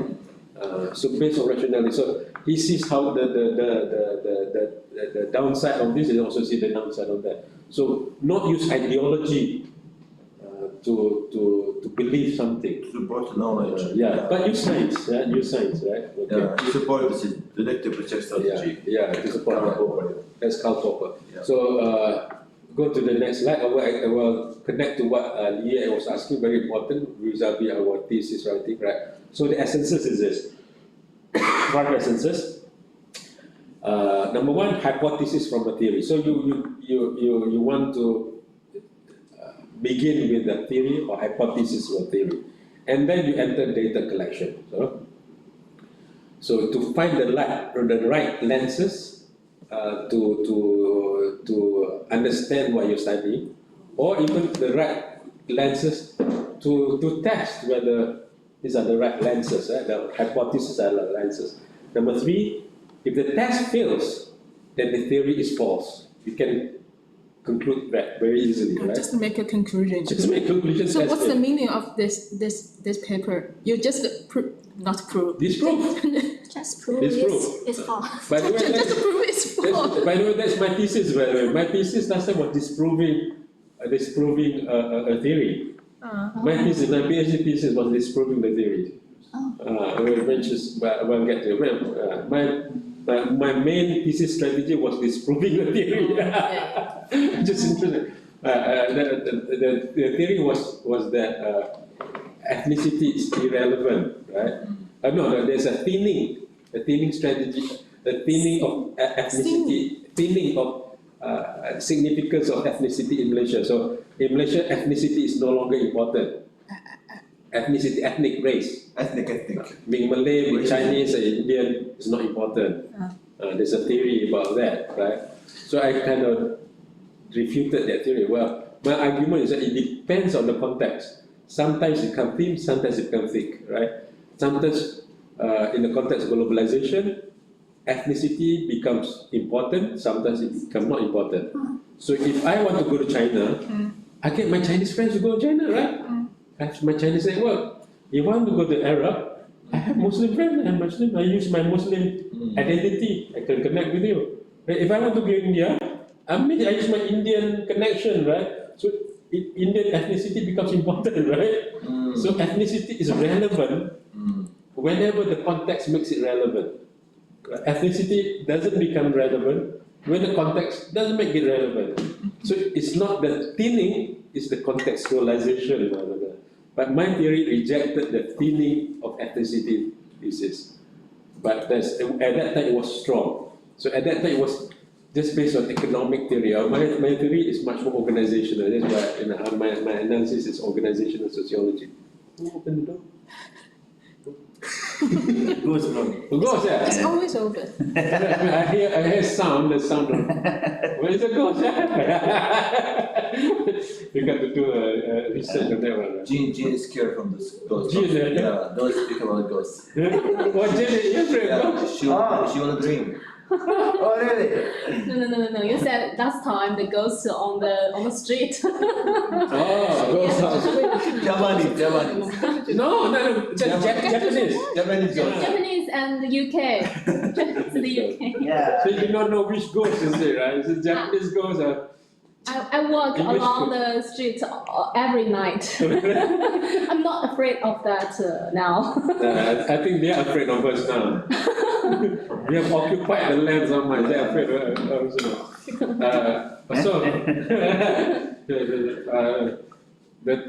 I'll tell you many stories of ghosts later.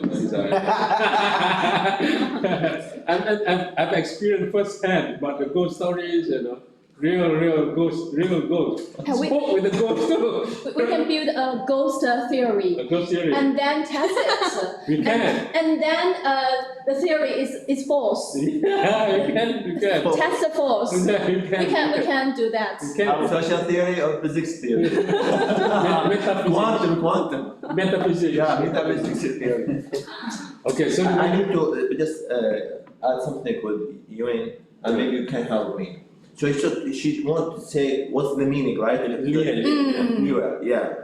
I guess pronunciation Yeah. because for me. Okay.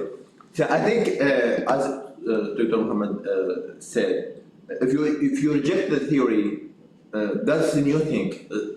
You reject the theory, that's a new thing in the knowledge already, and also you open gap in knowledge at the same time. So maybe you will this be your brand.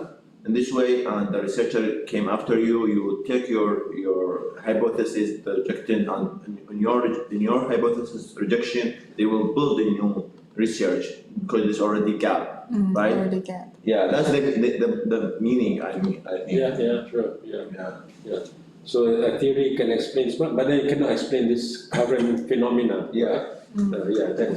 That's actually the discovery. Discovered already.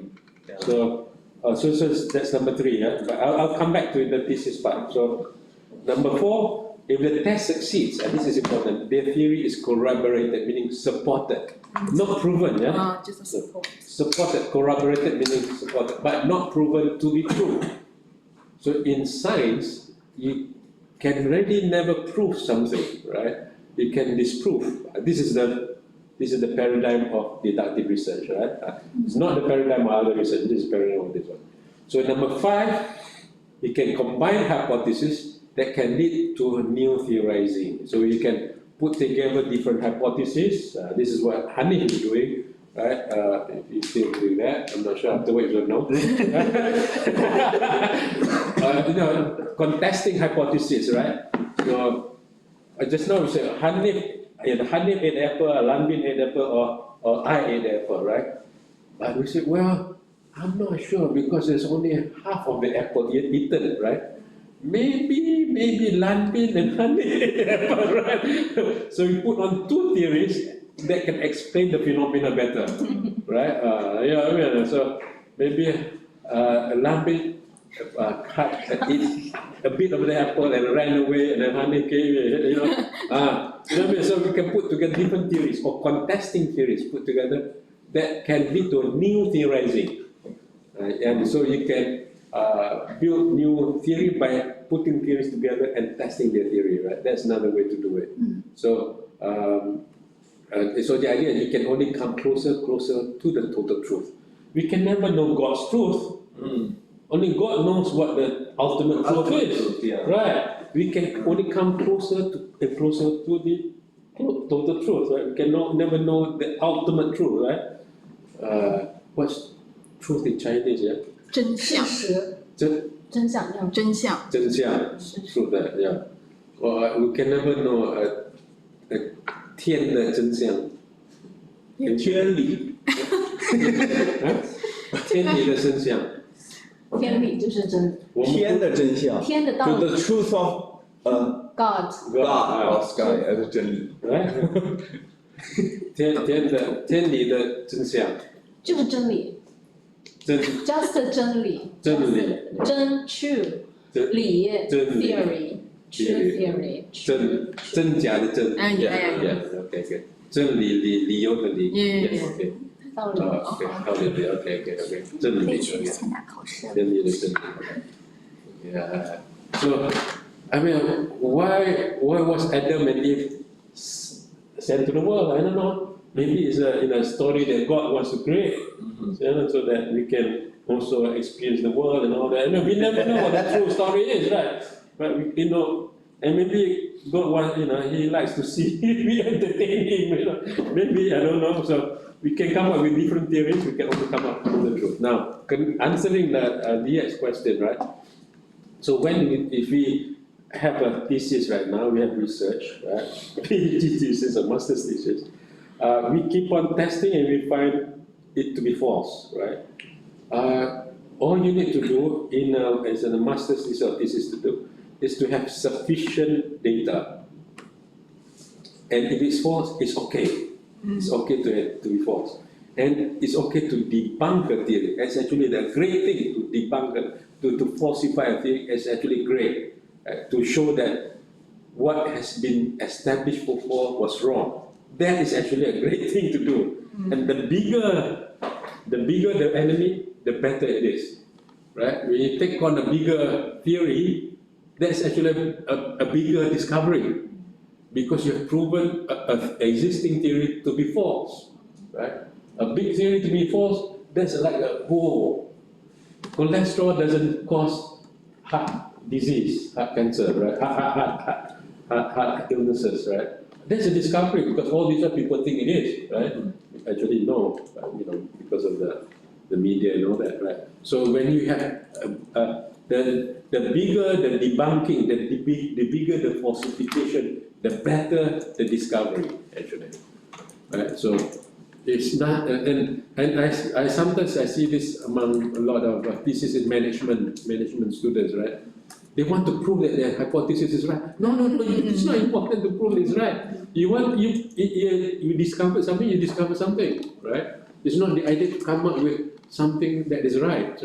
So sometimes we in social science need to know that we are not all the time solving a problem. So this again is about research question, right? So we want to advance knowledge, right? The fact that we can advance knowledge, offering knowledge that comes closer to truth, that will be sufficient. We are not capturing what is the answer. We are not solving a problem in that sense, not a practical problem, but a knowledge problem. So that's the important part. So as long as the data is sufficient, right? Again, the thickness of the data, right? And we have enough to explain why the hypothesis is being rejected. That is sufficient, right? And of course, PhD worthiness also depends on the sophistication of the research question. It cannot be something too simple to make it, good for a theory, good for theory testing. It must be something more sophisticated. Not just one variable, another variable. That's enough. Usually, it's a model, right? So you see, in deductive research, usually the model is more sophisticated, more complex, right? So they start using SEM, structure equation modeling and all that, statistical modeling. That is there's a tendency that can be deductive or deductive. Yeah? But here we are talking about qualitative research. So how we are? Yeah. Okay. This is the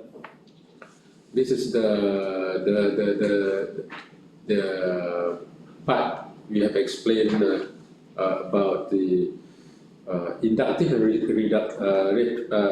inductive and deductive. Any question before we go into content analysis, the third part of our presentation today? Anything? Any question about? Oh, okay, good. Because we are going deeper and we are still talking about inductive and deductive, but we are going into content analysis right now, using inductive and deductive in the context of content analysis. First of all, we go to the next slide. Defining content analysis. Right? So this is my general definition of content analysis. This is a research method, yeah, research method to examine various types of content. So the content can be text, right? Article, books, media posting, whatever. Audio, more audio, podcast, whatever. Visual, images, movies. That can also be content analysis. To produce systematic analysis, what systematic analysis? It could be in the form of frequencies, percentages, themes, trends, trajectories. Trajectories are kind of trends, changes over time, commonalities and contrasts, right? So produce that kind of systematic analysis. Mainly classified as qualitative method. Although you guys gotta be careful sometimes when you go to YouTube, when you want to know what qualitative research is, or you go to whatever internet. Sometimes they describe content analysis to be quantitative. That's actually false. It's being labeled as quantitative because it has frequencies and percentages, right? Because not all content analysis is about frequencies and percentages, right? And it's not quantitative in that sense, right? Just because you're counting doesn't make it quantitative. Right? And number 5, commonly used to analyze obvious data, right? Data that's obvious, data that is like media postings, photos, policy statements, books. They are mainly visible or explicit, right? They're explicit. It's not data that is implicit, right? That's point number 5. Point number 6, can be used in all 4 research strategies: inductive, deductive, abductive, and retroductive. And number 7, generally can be done indoor and not necessarily to be in the field. So, so content analysis very much as a type of analysis that we are not talking about participant observation, right? We are not talking about ethnography, right? We are not talking about what else we're talking about. We're not talking about survey of that sort. No, we're not talking about going down there. We can look at survey results, yes, but not the survey itself, right? So when we talk about research method, sometimes you also need to know that their method is about collecting data. There's also a method about analyzing data. So content analysis is about analyzing data. There's also a method that consists of both collecting and analyzing data. Yeah? So like grounded theory is both about collecting and analyzing. Ethnography is both about collecting and analyzing. But if you talk about phenomenology, it's more about collecting data than analyzing data. Content analysis is about more than analyzing data, than collecting data. So sometimes we need to understand that. Yeah? Whereas when we say, Lambi, thank you for your luncheon. I want to say luncheon is a ninja. Luncheon. I pass giving some to my son because my son is not well, fever, something. 发烧不能吃这些。不能吃的，要 after your recovery you can eat this, but during the fever please don't. Okay. But now his fever is gone down. Today his fever is gone down. Okay, after the because it's yang qi. Because it's hot, right? Yeah. Okay. Luncheon is ginseng for those who don't know. So Lambin given me this wild ginseng from the mountains, from the hills or something, right? Right. So even though people almost dying, you give that something they will die. Right? If somebody who has died, you give that, they say, please don't wake me up. Right? Because I want to die. I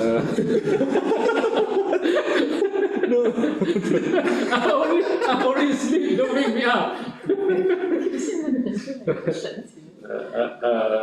it has its temperature is 34.6, so it's normal now. So, but I just gave today. Only small pieces, right? Yeah. Okay, now we are using inductive research to study content analysis. Let's go to inductive research. The next slide. Remember inductive research, general guide, observation, analysis, generalization, and hopefully you can reach the laws, right? But not necessarily. Right? So let's go deeper into content analysis using inductive research right now. Right? Here we go. So the 10 steps, can we see the 10 steps? It's a bit too small, yeah? Can Yeah, we I can should have made it see into two it. slides, yeah? Huh? we can You can see it? Right. I should have made it in two slides, yeah, a bit too small, but if you're using a handphone or mobile phone, it might be too small, you can just, and it can help to enlarge it maybe if you want to, but, you know. So, the 10 steps of inductive research in content analysis, the 10 steps, yeah? So number one, always research questions, yeah? So you look at the research question. Number two, research strategies, you got to justify why you're using your inductive research in answering your research question. So, why do you want to do this? Because this will help to shield, to help during your viva or thesis or in somebody looking at your work. You say, well, I'm using inductive research strategy. I'm using positivism. I'm using this paradigm to do content analysis. Right? So research question, research strategies. Number three, designing the sample. So sampling a logical rationale. What is the rationale behind, what is the justification for the sample? So you are choosing specific corpus as the sample. Remember, content analysis is about the content. So you got to get the corpus. Corpus is that body of data you want to look at. Are you looking at speeches of Mao Zedong, or speeches of Jokowi, or speeches of Anwar Ibrahim, or speeches of who's the president, Prime Minister of Iraq right now? Right now, Muhammad Sudani. Muhammad Sudani. Oh, from Sudan? No, No. Muhammad Sudani, Is the Prime Minister or President? Prime Minister. President is Abdul Latif, Kurdish. So the Prime Minister is more powerful or More president? powerful. More powerful, yeah. Okay. Muhammad Sudani. So you got to identify what is the corpus of content you want to look at. It can be images as well. It can be the content, right? So you identify first part as the sample. Remember, the sample must be justified in answering your research questions, right? Remember that again. It's important. That.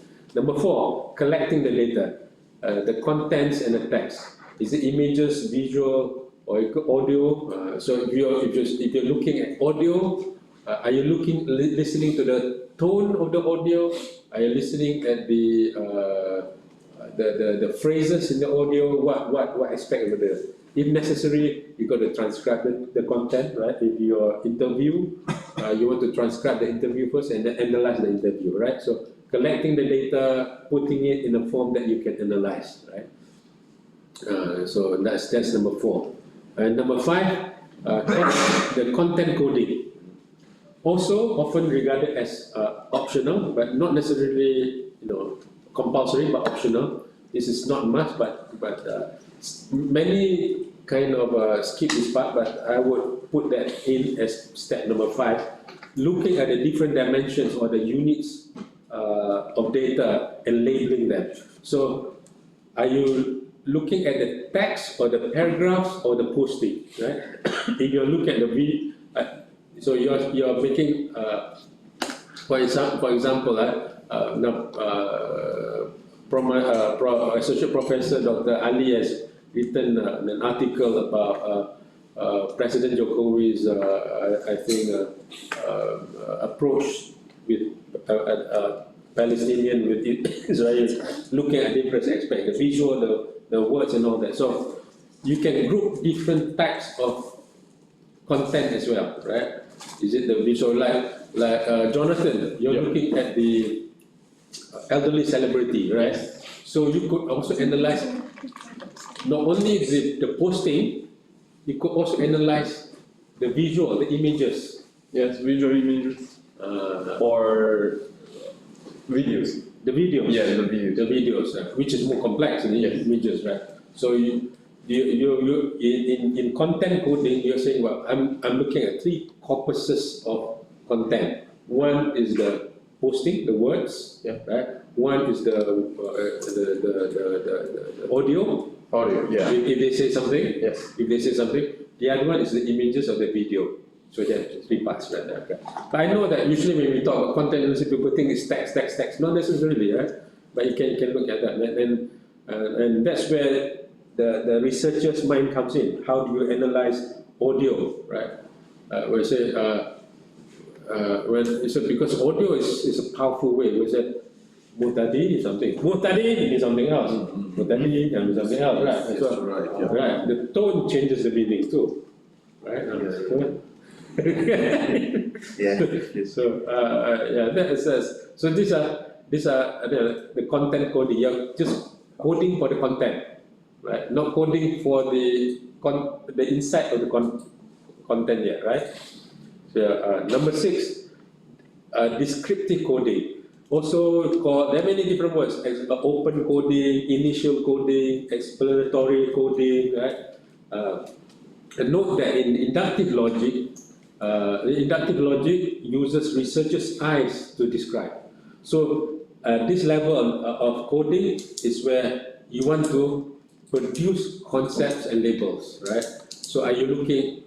So are you looking at the color? You're looking at the emotion, the words about emotion, the words about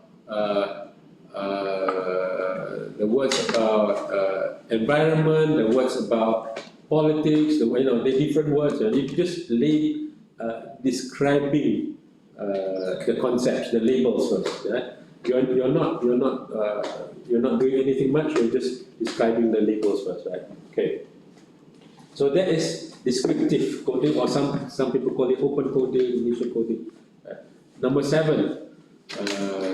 So you have different concepts right now, right? Concepts about politics, concepts about gender, concepts about youth, concepts about Jane. We're talking about Tang Ping, right? Down. Like that. But that is actually higher level concept. We are describing only, right? They're talking about whatever the emotion, just labeling, right? Just labeling yet. They're not going to higher level of analysis yet. So number 7, pattern coding or categories formation. You're forming categories, also known as axial coding, thematic coding. Yeah. So you're coding to find connections between the codes, to find connections between the concepts, right? So you have the concept. You want to find the pattern between the concepts. So you look at whenever they talk about red, they use the word brave. They use about brave. They talk about courage. They talk about red. They talk about emotion. So looking at how red is associated with what concept, for instance, right? When they talk about work, they say meaningful, or they say work tiring, work unemployment, work not enough salary. So you're making connections between work and other concepts. Yeah? So you see the connections between the concepts. Right?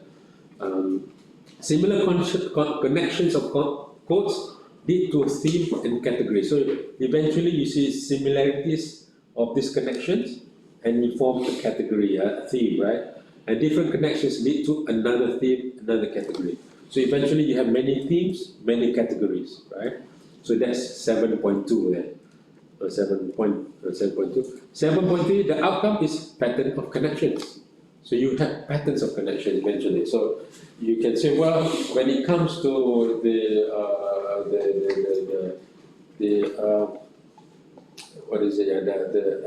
elderly celebrity, right? There are 7 patterns of seven patterns of connection, 7 themes when they talk about fashion, right? One is the classic fashion. People who wear dark clothes like me, that's classic. There's the romantic fashion. People who wear like London, right? Very romantic, very colorful, right? Flowers and all that, design and all that. There's also earth pattern, so earth colors like what Jimin is wearing, right? So we have different themes of fashion, for instance. Or we can come up, Jonathan, you can come up with something like, well, there's sexy patterns, there's traditional patterns, Yes. something like that, right? When it comes to fashion, right? Yeah. So these are different themes, right? So you can talk about that. So we see the patterns of connection. So that is number 7, pattern coding. So to look at pattern, to look at almost like themes, right? Number 8. Okay, number 8 and number 9, right? Number 8 and number 9, this is much more advanced coding, right? Usually, content analysis would stop at number 7. Content analysis usually will stop number 7, 6 to 7. But in the context of higher research, you can call it PhD research or master's thesis research, right? You can go even further. This is where there's a blurring between content analysis and thematic analysis. They come quite close to each other. So sometimes the type of analysis can become almost similar or similar or the same, right? So conceptual coding and theoretical coding, right? Theoretical coding, I'll explain number 9. Now we are talking about conceptual coding. So commonly associated with grounded theory. So grounded theory uses a coding method as well, but relevant to a more advanced content analysis. The themes produced from pattern coding are further integrated and analyzed to create overarching and underlying concepts that significantly explain the data. So, like if Jane, you're looking at the phenomenon of youth and unemployment, they say unemployed, I'm frustrated, I've given up, it's hopeless. I'm just going to go out there and work for 3 minutes, come back, and you integrate these themes into a bigger concept. You can get counting, all right, or bigger concept like nature, right? So a more integrated concept. This is what grounded theory comes up. Grounded theory is to come up with one word or one concept, or phrase, a short concept that explain this whole content, right? So the youth, the discourse of the youth, the language of the youth is about this, or the content analysis of Prabowo, the would-be the president-elect of Indonesia, is about perlindungan, right? It's about protect the country. And what's the point of infrastructure if you cannot protect the country? What's the point? Yeah, what he said, right? I suppose, right? So protect, yeah, right. Defend. So protection is his primary paradigm. So we can talk about that. So conceptual coding leads to some kind of paradigm, conceptual framing of the whole thing. Right? So that is a higher level of coding, right?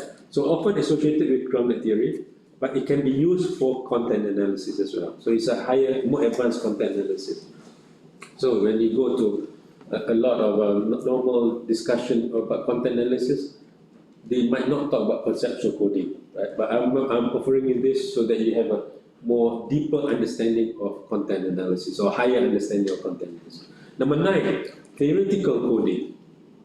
Theoretical coding, commonly associated again with grounded theory, but relevant to a more advanced content analysis. What is theoretical coding? Is the coding that leads to some kind within a theoretical framework. You say, well, is this the language? Is it closer to class struggle, like the Marxist class struggle? Or is it closer to the concept of alienation? Alienation. What's alienation in Chinese? Alienation is an important word. How to spell? Alienate. Nation is Alienation is a Marx concept. One of the Karl Marx about label. Alienation. I should. You are all. 直觉。 AL.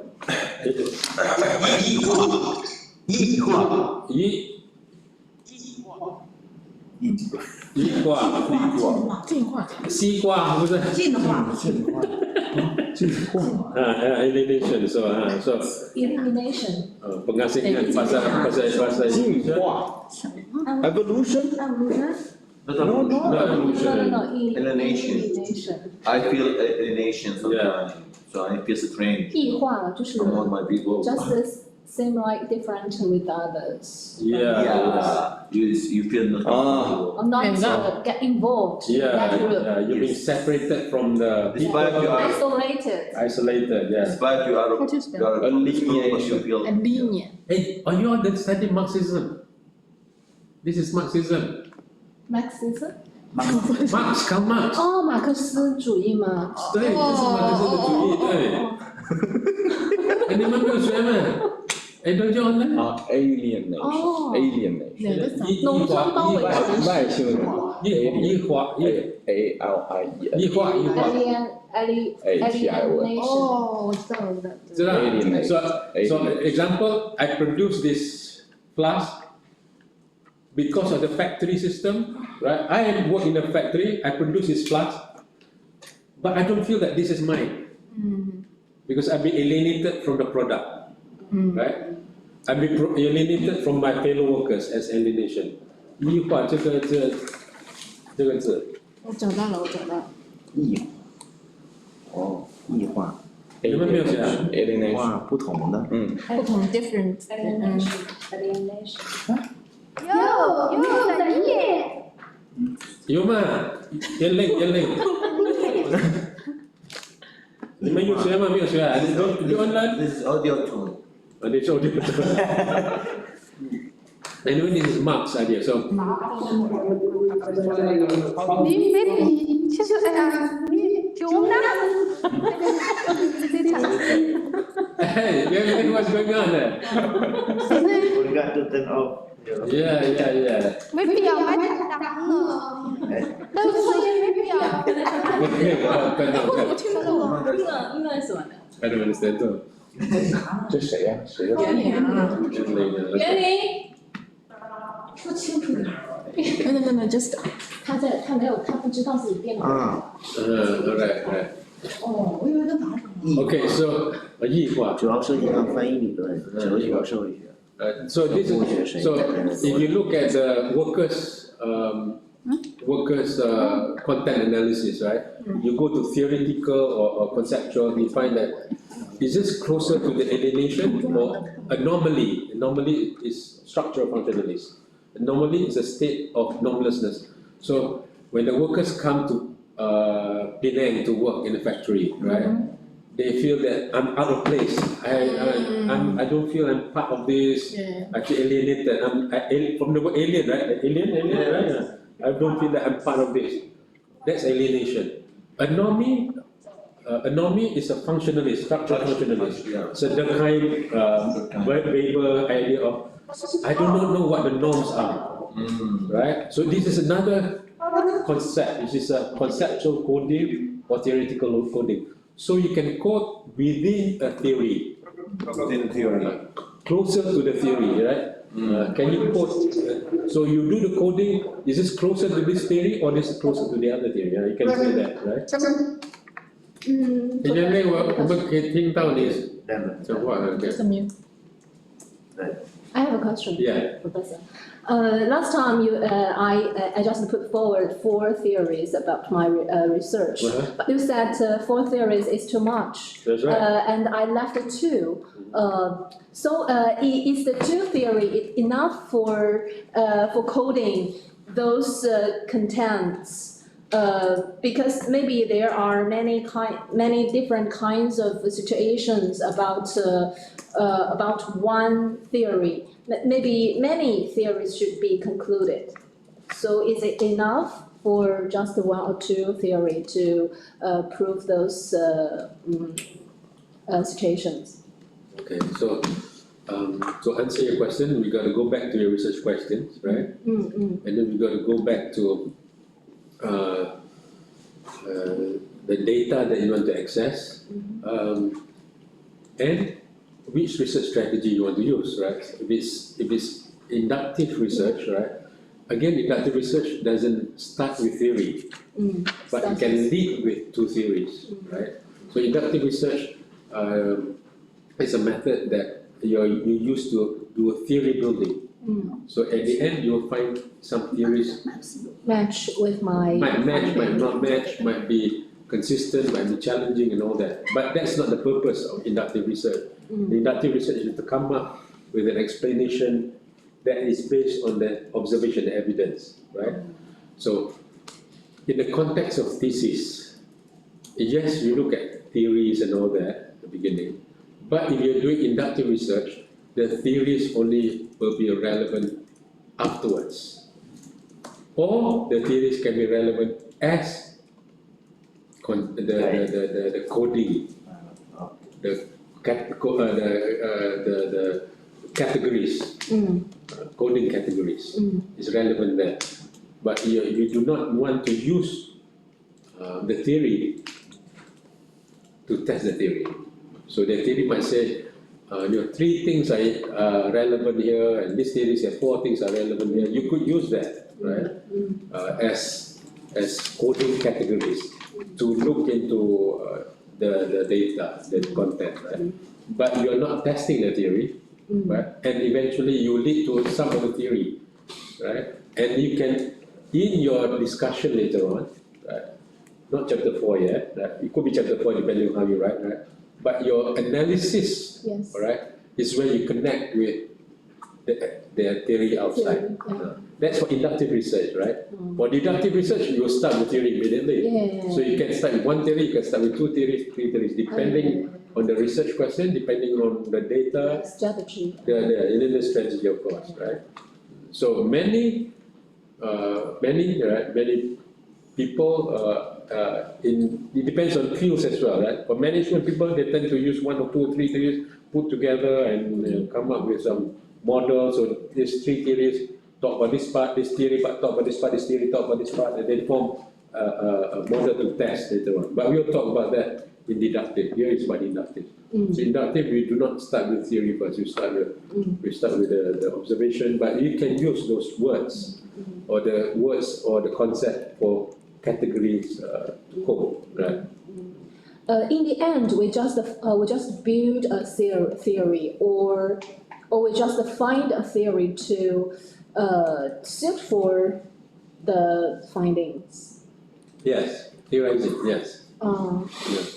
Yeah, it might sound easy, but it's not easy, right? They explain the findings, right? Yeah. But that's where it requires good analysis. So if you see masters and PhD research as a whole, you find different sets of skills. When you look at my video, the beginning video about success strategies of PhD, right?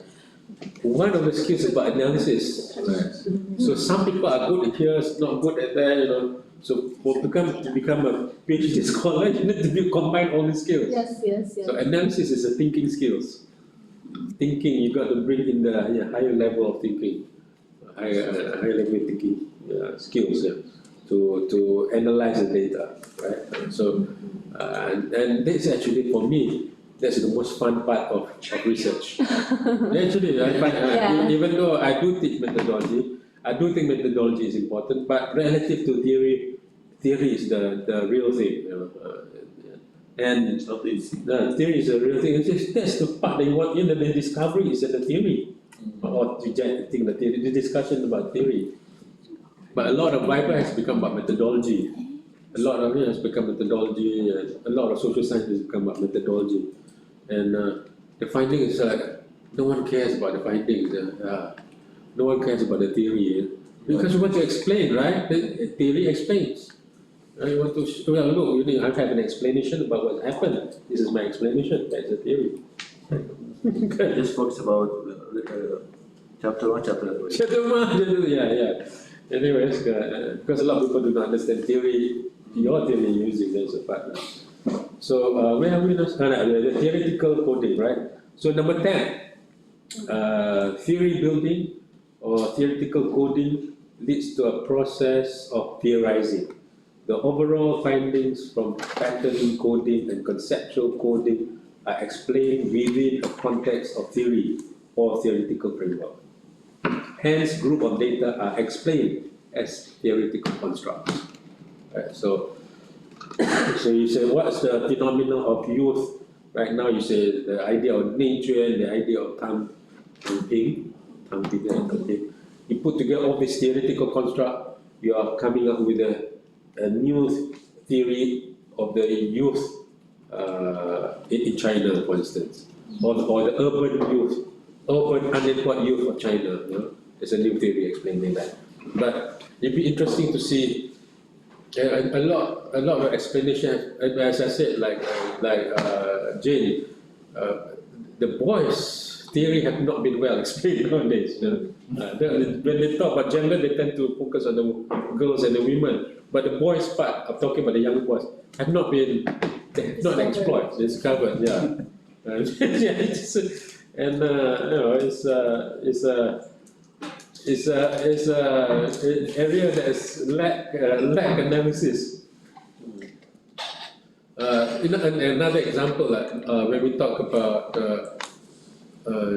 in Malaysia, we talk about OKU, which is differently able people. Differently able, we think about people who are disabled. But one category of differently able are the smart people, smart kids, smart children, right? Smart children, in a way, they are differently able, but they have a different psychology too, right? Maybe I want to say here, maybe I do not want to say here, but one of my students, right, who did very well as undergraduate, right, did well in the best university in Malaysia as well. He didn't do well for after postgraduate. He graduated. All my students passed masters and all that, right? But he has a complexity because he's very smart, but he feels that he's lacking behind his friends. His friend become manager, become this, become that, and where you see, you know. So there's expectation of self versus where the self is. So, unlike people who are not high achiever, who are not smart, right? They don't have expectation of self, but then they achieve this. Oh, I'm already happy here with the result they get in life. Whereas these people who have high expectation, they know they did well, but suddenly they come into a phase that they are not doing well. And that affects them psychologically. And these are one group of people that is not well studied in our society too. So these are, you know, cases of prodigy. So you find some prodigy do not do well in life later on. But they are smart, but then at the end they don't do well, right? Especially boys, because and they struggle with the fact that they have this gift, but it's not well expressed. Right? So this is the phenomena, the theory to explain the phenomena. Number 10, right? So that is the 10 steps of inductive research content analysis. We'll go to the next one. Excuse me. Yeah, okay. Can we use content analysis to analyze, for example, annual reports or CSR reports? Yes, we can. Yeah. Yes, we can. Yeah. Okay. I will give some examples afterwards, right? I'll give some examples. Okay. Yes, okay. Next is the deductive, right? Malambin, you're looking at laws too, right? Lambin, you're looking at laws, right? So law might be relevant too. Yeah, laws might be relevant too. I will talk about laws and policy afterwards, an example, right? So deductive research strategy, the 4 key steps, like we said, it's not just the observable event. Then we want to research on this one. So we start with tentative theories, right? Hypothesis, and then test the hypothesis, right? And then if the test of the hypothesis is confirmed to be there is confirmation from the observation, then the theory is supported tentatively. If not, the theory is rejected, right? Now, let's look at the content analysis using deductive research strategy for content analysis. I'm using a lot of time now, more than 2 hours now. Okay, so the 10 steps is different from inductive, right? But the first 2 are the same, your research questions. Again, whether it's suitable or not, it is about your research question. Whether deductive research is suitable or not to answer your research question is based on the research question. So you got to match the research strategy with the research question, right? So one way to do this is also to compare and contrast different research strategies in your methodology section, right? And to say why I'm choosing this method instead of the other method, this research strategy instead of the other research strategy. So number 3, the theory and hypothesis. So you have the theory, you have a hypothesis. Number 4, so you identify the relevant theory, relevant hypothesis you want to test, you want to work on, right? Number 4, hypothesis-generated coding categories, right? So this is where Jane, you were asking about. You have different theories. You want to use different theories, right? For deductive research, yes, certainly. So you can use hypothesis-generated coding categories. So the coding categories themselves are from the theory. So we do not run away from the theory. So we are consistent with the theory so that we can test, right? So a hypothesis to test. You want to test what? Eventually you want to look at the frequencies, you want to look at trajectories. When we say trajectories or trends, usually it's across time. Yeah? You're taking content of within a period, maybe 4 years, 5 years, maybe 10 years, you're analyzing it.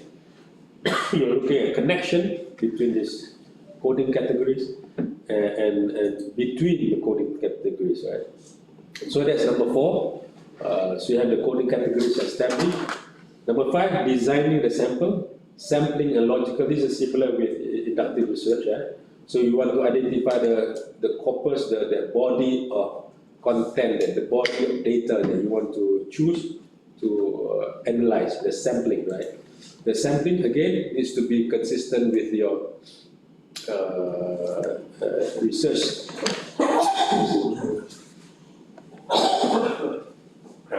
Research strategy must be answering the research question, right? Thank you, I have it. Thank you. Oh, it's really in your pocket? Huh? Oh, your bag, right, okay. Okay, thank you. So,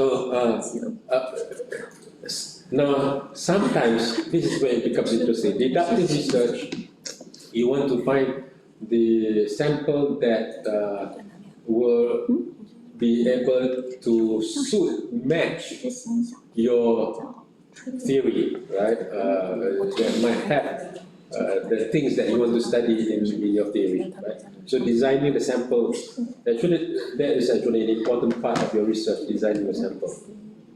Number 6, collecting data. So again, the contents is transcribing the data, the data that is that the text, the visual, or others, right? So, and so, for instance, you are studying leadership, all people, people criticizing Biden right now, right? President Biden was actually withdrawn from becoming a presidential candidate, People say because he's old, he cannot be president. So, does it mean old cannot become leaders? Right. So, are all leaders not old? You can test that kind of thing, right? So, you can look at, in the East, right? In the Eastern world, old people is associated with wisdom, Seldom do you find old Chinese Lao Tzu, Meng Tzu, Sun Tzu, Kong Tzu, they're all old. All old, right? Ibn Khaldun, Rumi, whoever, they're all old, right? Yeah. Seldom you find a young, wise guy. right? I'm an old wise guy. So wisdom is associated with age usually, right? So I don't know, we can test that as a theory, right? But is wisdom associated with leadership? And if age is related to wisdom and wisdom is associated with leadership, why is leadership not associated with age? Right? So maybe it's not the age, it's the vibrancy of the age. Right? If in Malaysia we have a 90-some years old prime minister, right? He became prime minister the second time, right? Imagine that. Mahathir is now 99 years old, right? Dr. Mahathir, right? In Malaysia, everyone knows him. He's 99 years old. 99. 99 is going to be 100. 99, oh. The doctor is a doctor, not PhD doctor, he's a medical doctor. He became prime minister twice. He stopped becoming prime minister, and then he came in and people do not associate him as, well, people associate him with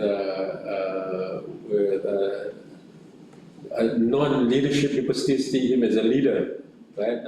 This is not my political belief, but I'm just saying that how people see things, right? So maybe it's not elderly, it's something else. So like Jonathan, when you do content analysis of visual or image, right? Yeah. Is elder people connected to weakness, leadership, or is it the way they move, or is it the way they speak? You see, content analysis can do that. Content analysis of images, content analysis of videos can do that. Because what broke Biden was his debate with Donald Trump. If you watch his debate with Donald Trump, he was sitting like, I don't know what's happening now, I'm in a different zone, I'm in space right now, like that. Maybe, to know the age is the vibrancy of the age. So these are different aspects of content analysis, of images, of videos, of the voice, of the tones, of what they say, right? He was talking from something and then he ended up talking about something else. He's talking about this policy, he ended up talking about different policy, right? This is analysis of content, right? So these are relevant in terms of coding. So after number 6, this is where it becomes different. Yes. Level 1 coding, level 2 coding. So level 1 coding, the essence is to search and capture. Search and capture what? Search and capture the relevant data based on your hypothesis generated coding, number 4, right? So you have this coding categories, you're looking for it. So using the coding categories to search and capture, this is what, see, my hypothesis says that father are more emotional than mother when it comes to children education, right? Maybe Yefeng's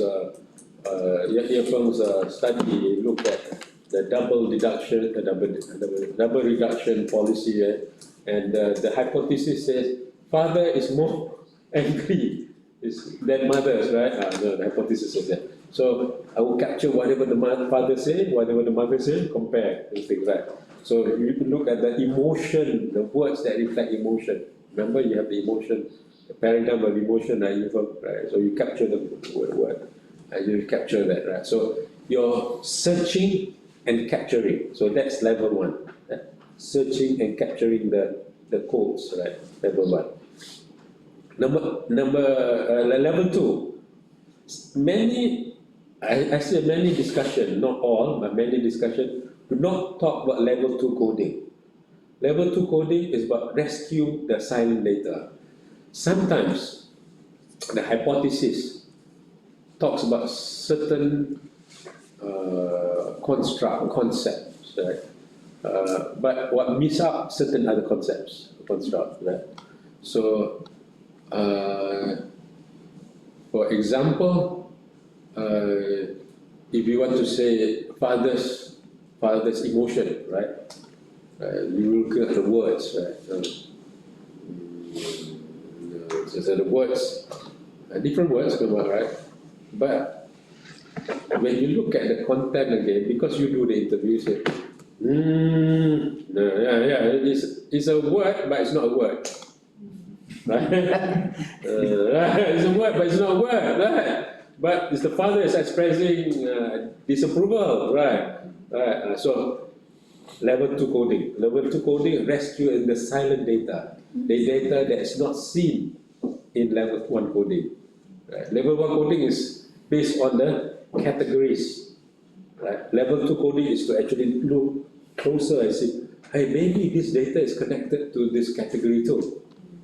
But it's not captured in the categories, the early categories. Hiding. Huh?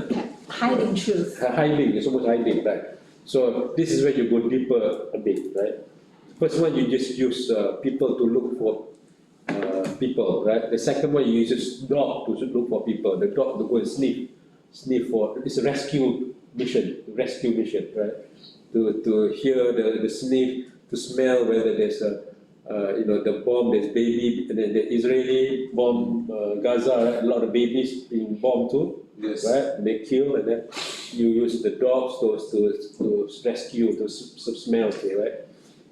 Israel, rural, the Zionist Israel. So, We call it like symbolic data, yeah, symbolic. it could be symbolic data. Yeah. It could be symbolic. Good point, right? Symbolic data. So the silent data, the symbolic data. So I will include that. Yeah, the symbolic data, but Because sometimes we go, for example, to understand other culture, maybe sometimes the expression of the face yes, gives the meaning yes, between the groups. yes. Yeah. But you want to be careful. If you're not analyzing facial expression, then you cannot include that in your data. You see the point there? If the data you're collecting, right, is the words, right, then you got to limit it to that data. But your data you're collecting is the words, also the facial expression, then you can capture that. And you must capture that. Right? So that is also equally important. That's why content coding is important. The step I talk about and the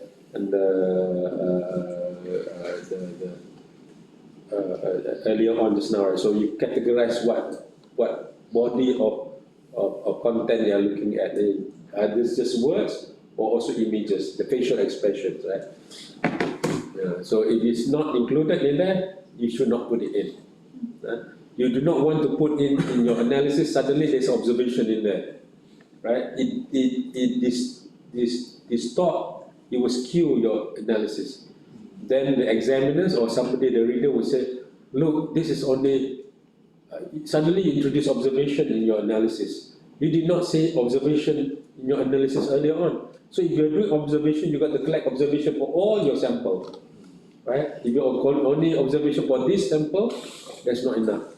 And sometimes people do that, they call it triangulation. It's wrong, right?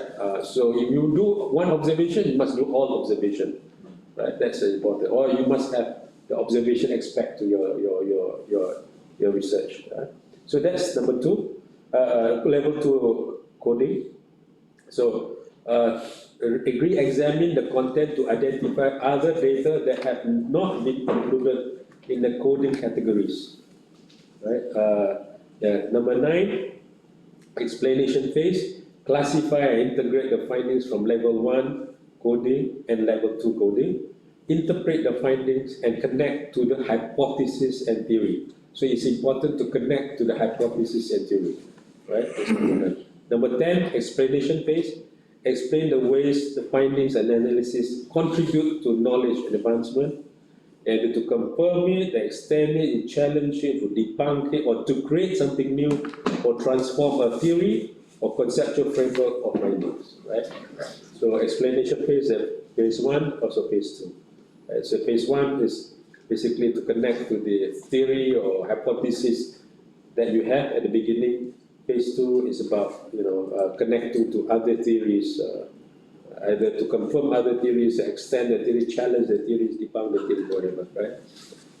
So those are the 10 steps, right? So 2 hours and 20 minutes, but with some jokes in the middle. Okay. That's why little lah, T and double T. Okay, so now we are going to some examples right now. And then we go to some examples. You have some questions about deductive research?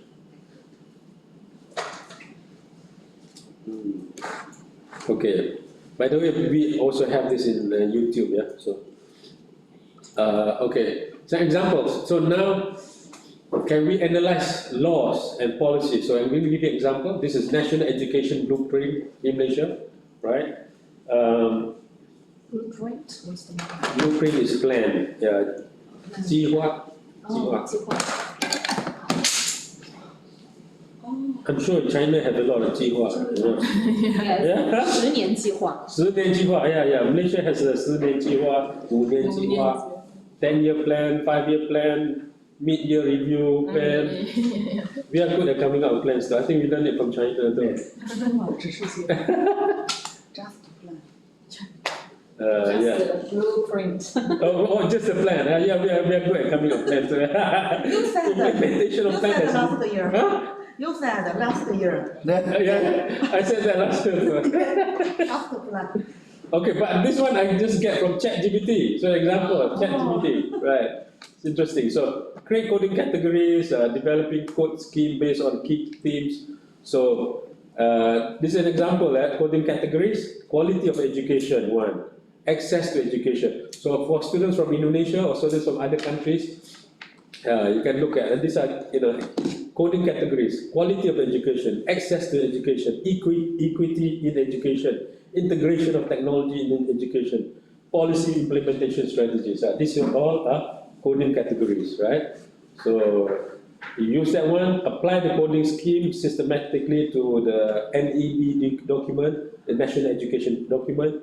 This can be done manually or using software. Software, you can ask Raji can share with you how he did this Atlas apa? Atlas TI, right? So next time Raji can teach us.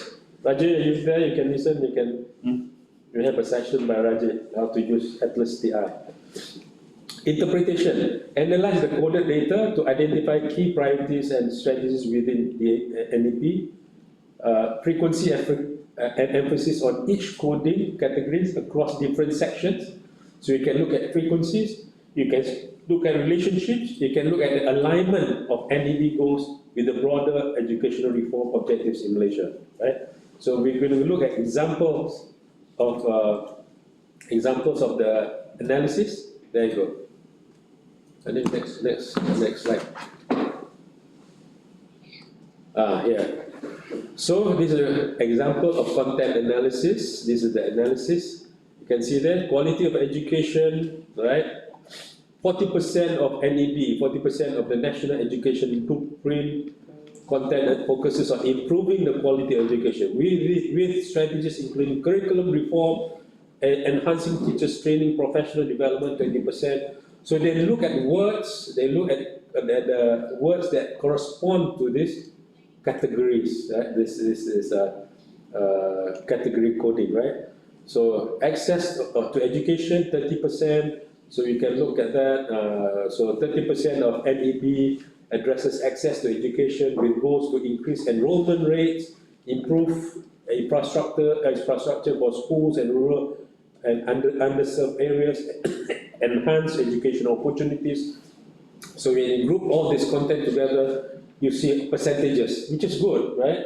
So you know a policy, a law emphasizes 40% on quality of education, right? By the way, you all will have discussion on policy, right?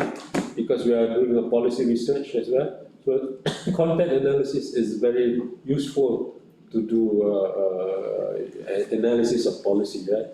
So then 20% of NEB emphasizes equity. So these are all just simple percentages, frequency and percentages, right? So that's why some people call content analysis quantitative method. It is not. It has quantitative dimension, but it's not quantitative method. Now, after number 5, right? You see the arrow there, implications, right? So the implications. So you have all these percentages, right?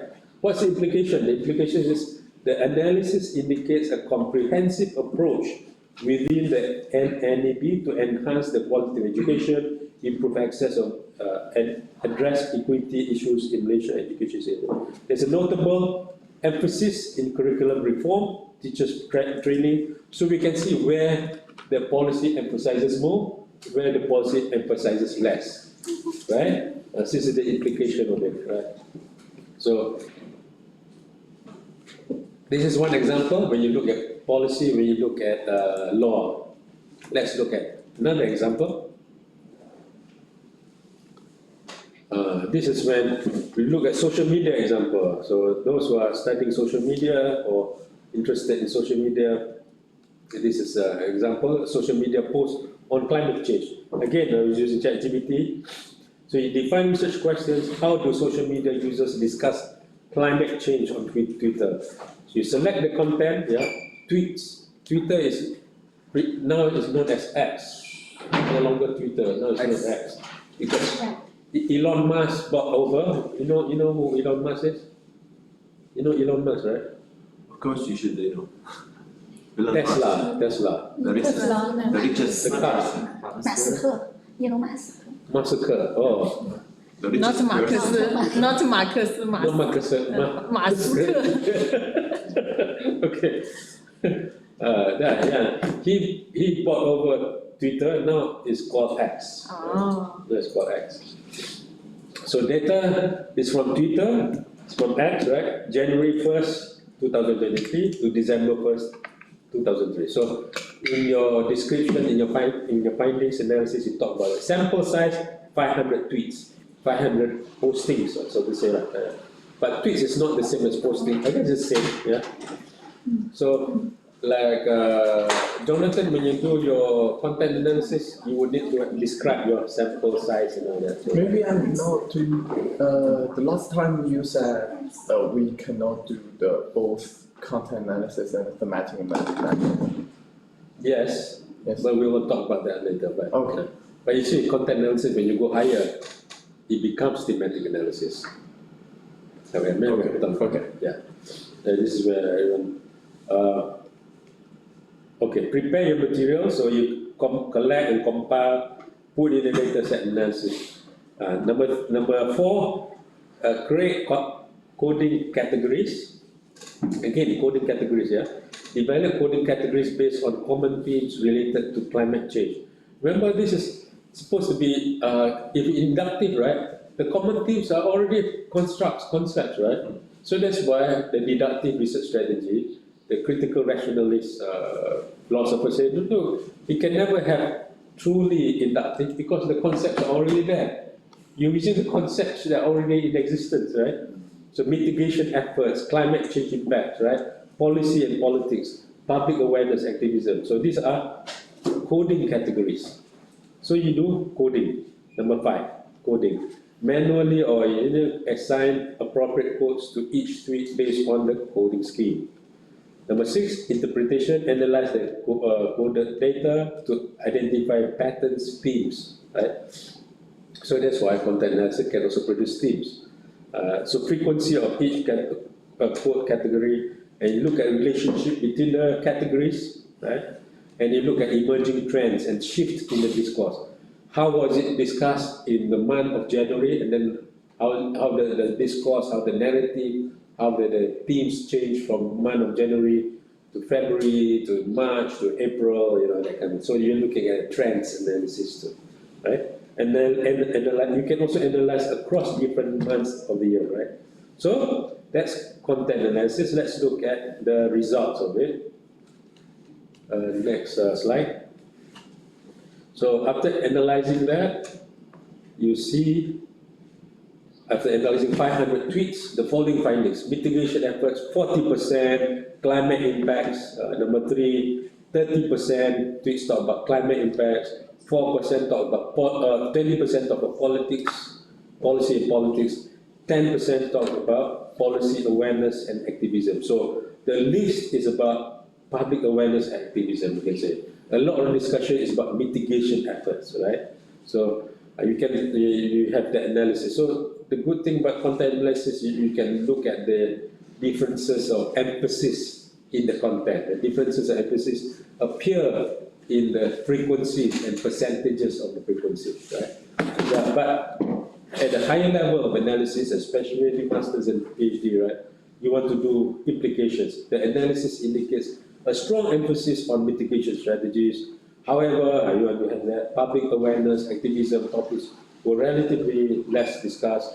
So in your discussion section, you have to say, why is it possible and all that, right? So this suggests a potential gap between public engagement or interest in activism in social media platforms. Yeah? So we can make that kind of conclusion. So that is another example. So let's look at another example. Just now was social media. Now the migrant workers example, right? This is looking at the policy, the law, right? Compare and contrast two foreign policy on migrant workers between the United States using content analysis. So we look at official documents, speeches, policy statements, legislative actions, laws, right, pertaining migrant workers. Yeah?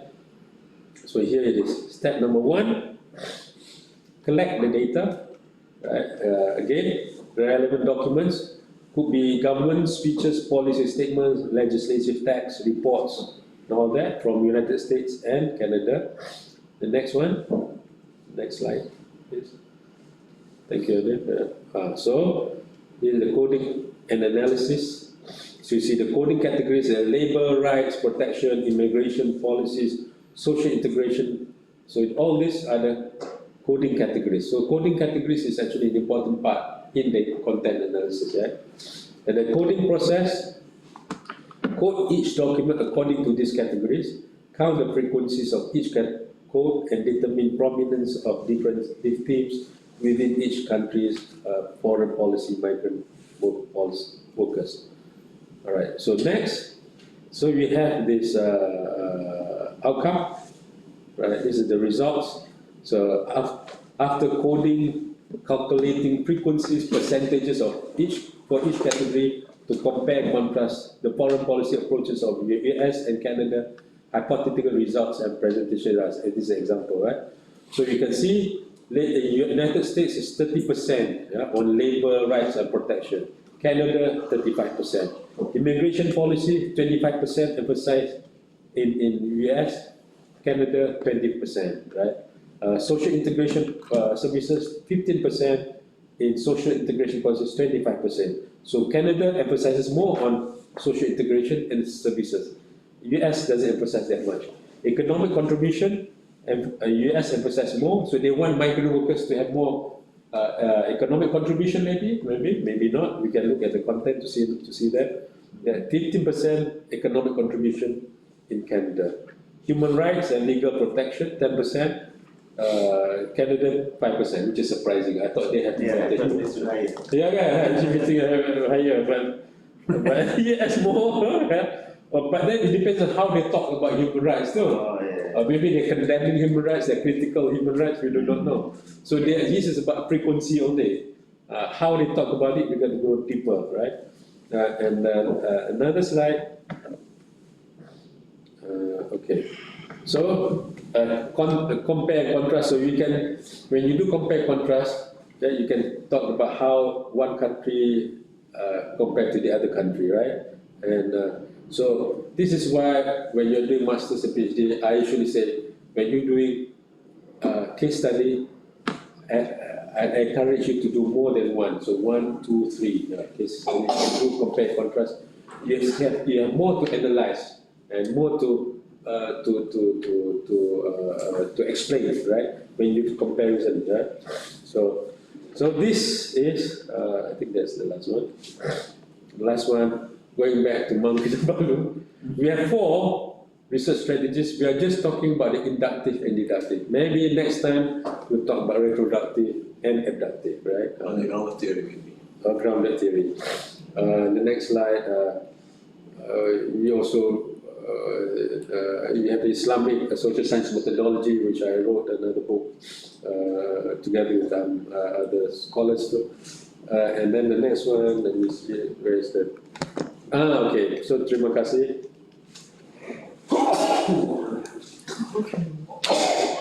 Let's see you. Thank you. Right, thank you. It's over 2 hours and 30 minutes, more or less, right? So we come to the end of our presentation.